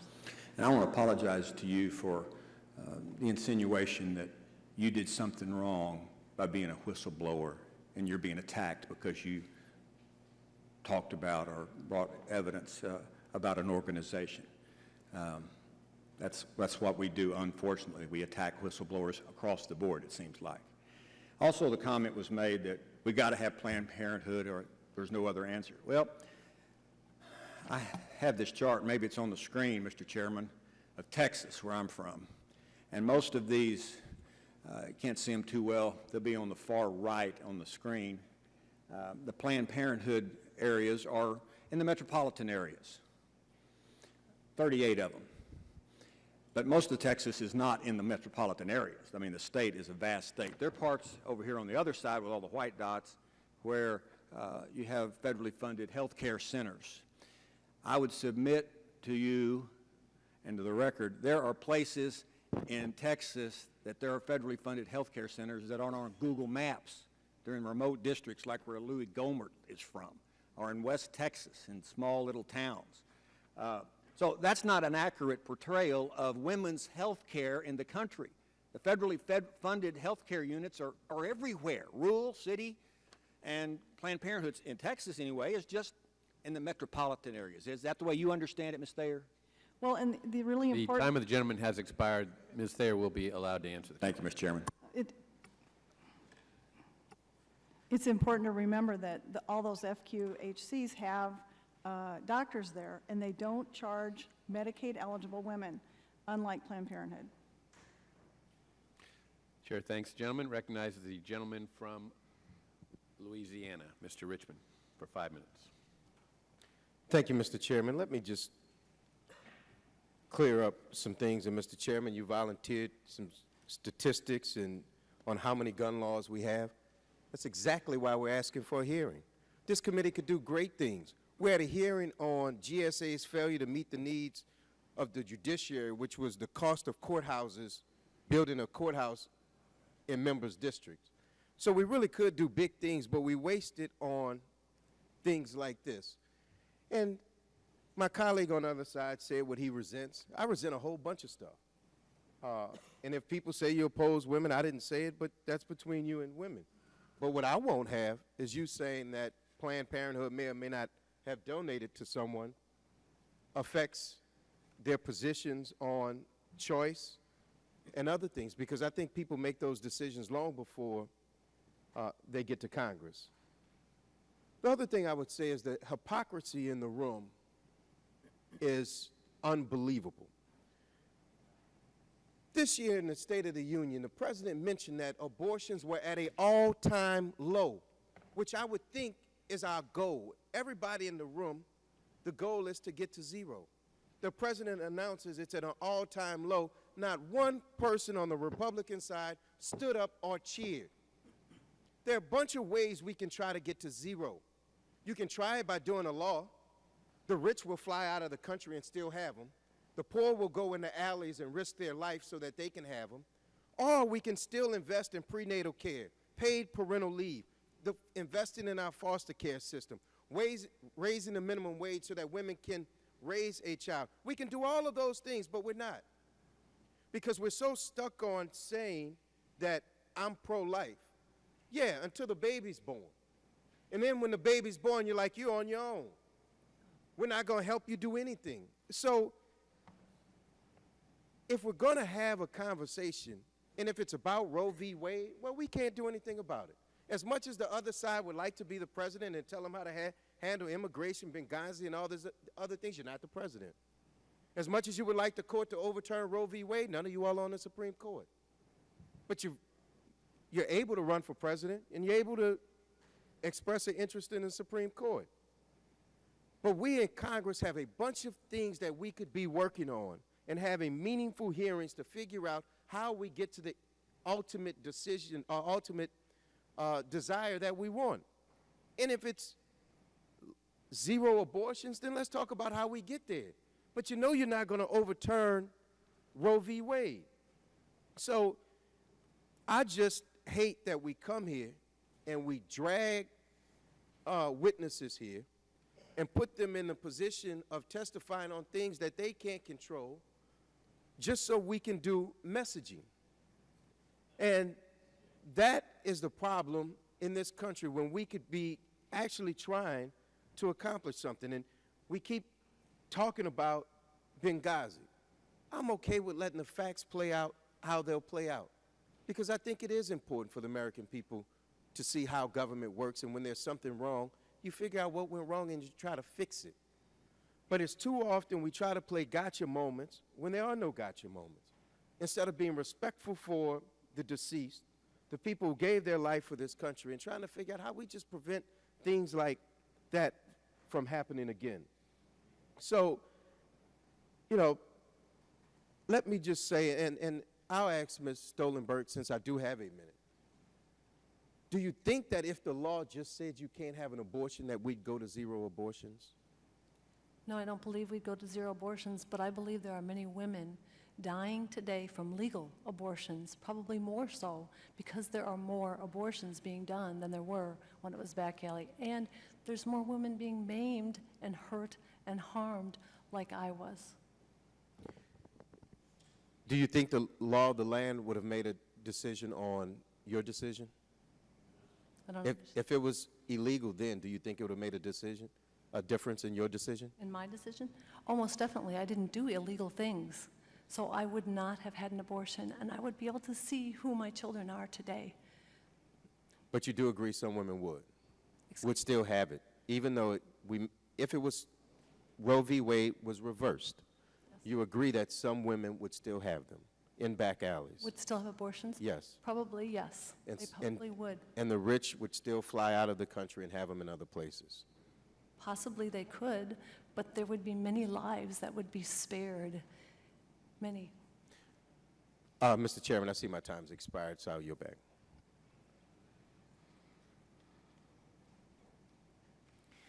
Recognize Ms. Delbene from Washington. Thank you, Mr. Chair. I'm deeply disappointed that this committee is holding another one-sided hearing that's more about politics than fact-finding. The attacks on women's health just never seem to stop.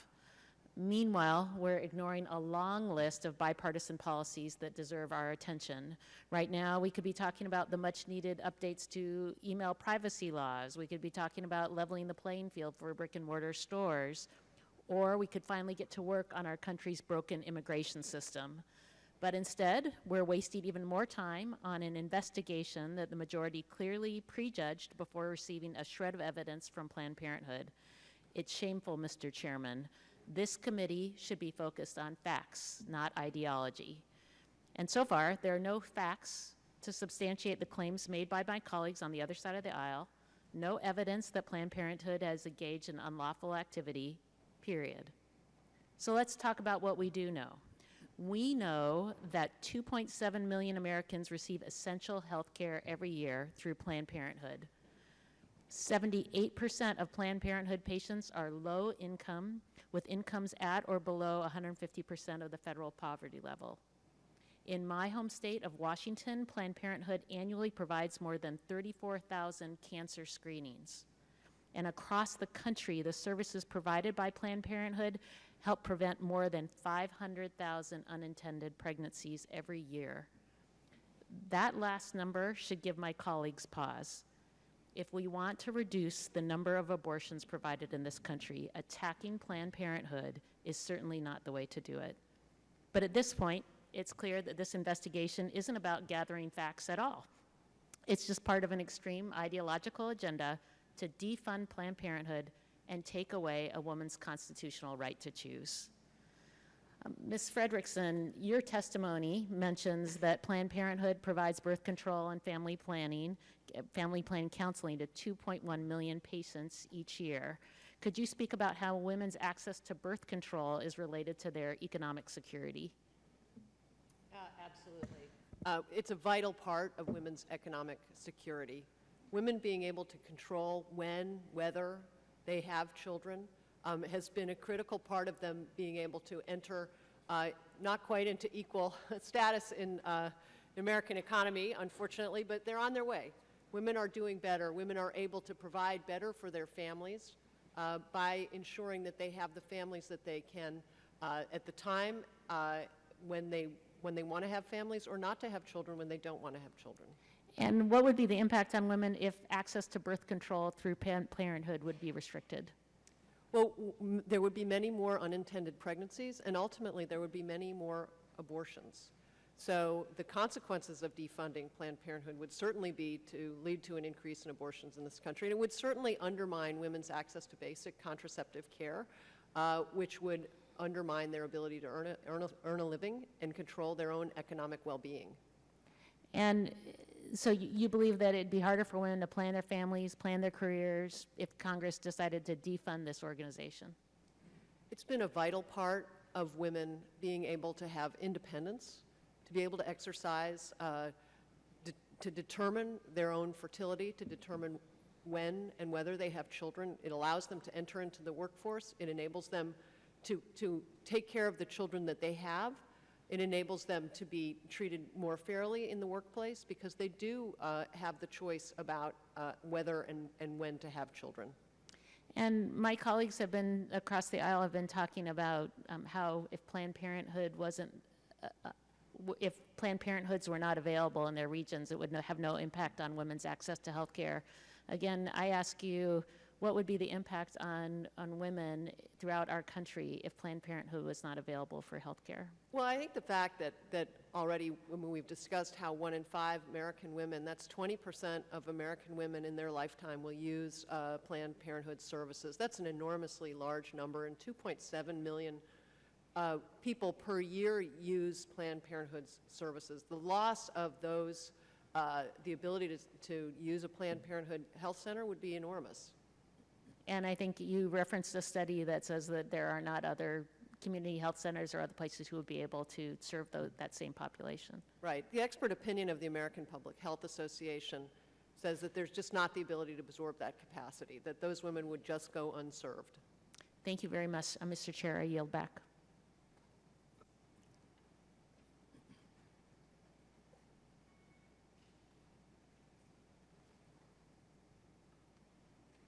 Chair now yields to Mr. Jaffries from New York for 5 minutes. Thank you, Mr. Chair. You know, this is an enormous waste of taxpayer money for us to sit here at this hearing when we realize, or should realize, this is not a legitimate congressional exercise. This is not a fact-finding hearing. This is theater. This is a charade. This is stagecraft. This is nothing more than a political hit job on a woman's right to choose, which, by the way, is constitutionally protected. And I've got the benefit of being one of the least senior members here, and so I get to sit through much of the hearing. And there are only one or two of us left. And this hearing has gone on for hour after hour after hour, and yet no one has presented a shred of evidence, a scintilla of evidence that Planned Parenthood has done anything wrong.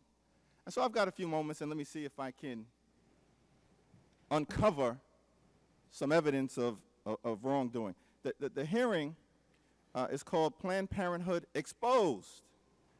Dramatic.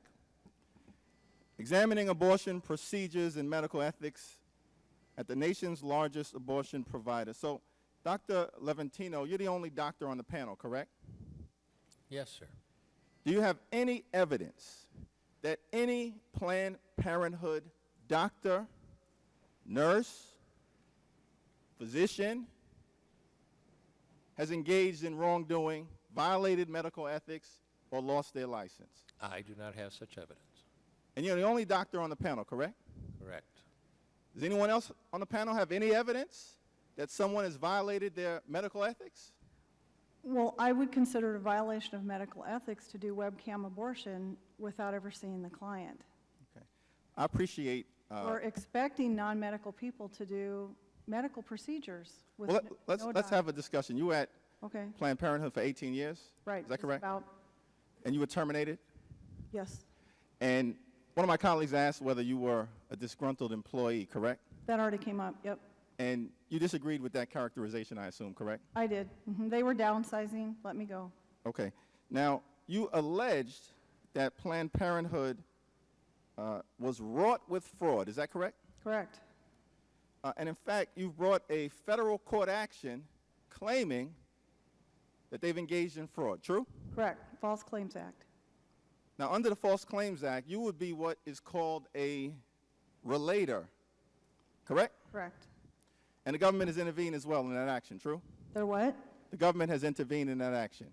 Yes. Okay. And this was brought where? In the Southern District of Iowa, correct?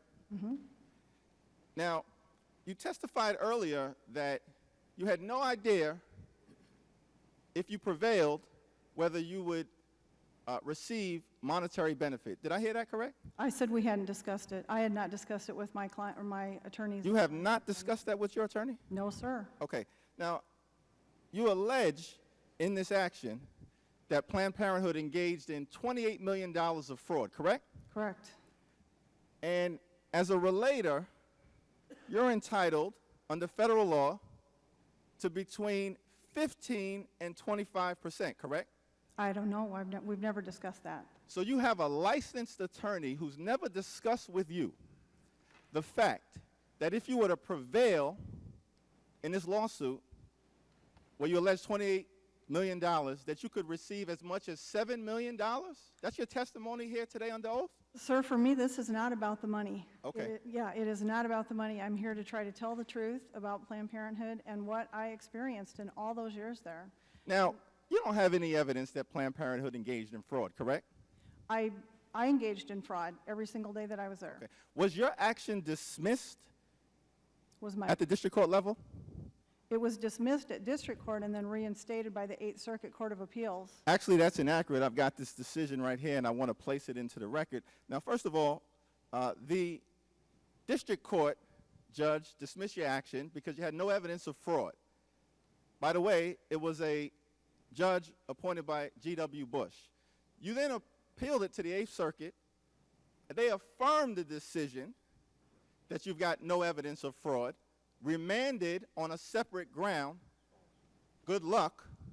No. But I will point out that the 8th Circuit court judges concluded, based on the district court's decision, you failed to plead fraud with specificity pursuant to Gentleman's time has 9B, expired. and it's a matter of public record. I yield back. The gentlelady can answer the question if she needs to. Well, sir, the 8th Circuit Court of Appeals reversed the district court, and it's now back in district court. We're waiting on a ruling from them. I thank the I would just gentleman. ask the chair, because you didn't respond to my request, sir, to enter as a matter of record both the district Without court objection. Without decision objection. and the Eighth Circuit Court decision. Thank you. Gentleman from Rhode Island. Thank you, Mr. Chairman. I thank the witnesses. I've now sat through the entire hearing, and I still don't exactly know what we're doing here. It's clear that this is not a hearing about the wrongdoing of Planned Parenthood, because there is no evidence of wrongdoing. There is no testimony that's been presented that Planned Parenthood engaged in any wrongdoing. There have been 6 states that have reviewed this and concluded that Planned Parenthood has done nothing wrong. 7 other states cited a lack of evidence of wrongdoing and declining to investigate. And so then someone suggested, well, it's about defunding Planned Parenthood. I'm not sure that that's what I think the hearing is about, as best I can tell, having listened to every single one of my colleagues, is a fundamental view of some of the witnesses here that Roe versus Wade was wrongly decided. You have a right to that opinion. But what you don't have a right to do is smear a vital healthcare organization to advance that argument. There are people, and I respect deeply, there are people who have different views on whether or not Roe v. Wade was rightly decided and whether women should have full control over their reproductive health. I happen to think it was properly decided. You may disagree, but what I think is wrong and really regrettable is, rather than having a hearing that says, was Roe versus Wade decided properly, we could have a public forum and have a debate about it. But this hearing is entitled and tries to insinuate that Planned Parenthood has done something wrong. The title of the hearing is, in fact, Planned Parenthood Exposed, Examining Abortion Procedures and Medical Ethics at the Nation's Largest Abortion Providers. So the hearing is intended somehow to suggest that by just attacking Planned Parenthood, we can undermine the decision of Roe versus Wade. I think it's very clear that Planned Parenthood provides critical services to women all across this country. 2.7 million individuals access health care through Planned Parenthood. That includes, by the way, and I ask specifically Ms. Fredrickson, that includes a range of breast cancer screenings, pap smears, exams for sexually transmitted diseases, HIV tests, cervical cancer, a whole range of services. Is that correct? Yes, sir. That's the vast majority of what Planned Parenthood does. 97% of the services they provide. Is that correct? Yes, that's correct. And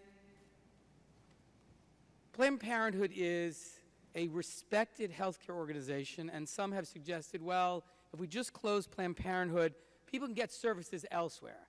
But as you've indicated in your written testimony, the experts who have looked at that said it is ludicrous, and people who make such a claim fundamentally misunderstand the healthcare system. Is that correct? That's absolutely correct.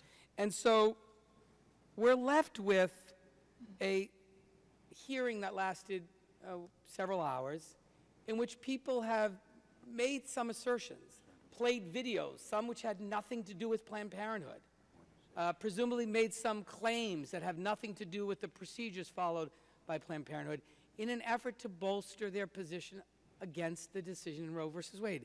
And what I think is regrettable is that I think Planned Parenthood has demonstrated unequivocally that it is a vital healthcare organization, that millions of women and families rely on Planned Parenthood, that the individuals who work there are professional, are individuals of integrity, who do their jobs and take their jobs seriously. And there was a suggestion that they're all motivated by profit. I've been to Planned Parenthood. I've been to a clinic. I've spoken to the individuals, the men and women who work there. And I want to say that my experience has been just the opposite. These are dedicated, committed professionals. And I think it does a disservice to the seriousness of the debate about the issue of abortion to malign an organization that does important work and that is saving lives. We can have a real debate as to whether or not the Supreme Court should change its decision on Roe versus. I think they shouldn't. But it is settled law. It's the law of the land. And the way you challenge that is you bring a case and you make a different legal argument. You don't attack individuals who are following the law, who are performing a legal medical procedure that is saving the lives of women in this country. I regret that we spend time doing that. I thank the witnesses for being here. I hope that we can focus on the real issues that were mentioned: immigration reform, making sure we pass the Marketplace Fairness Act, dealing with the scourge of gun violence in this country. The agenda of this committee is very long. Let's get to work on the issues that matter to the American people. And with that, Mr. Chairman, I yield back. I want to thank all the witnesses for being here today. This concludes today's hearing. Thanks to our audience, and without objection, all members will have 5 days, legislative days, to submit additional written questions for the witnesses or additional materials for the record. And with that, thank you. This hearing is adjourned.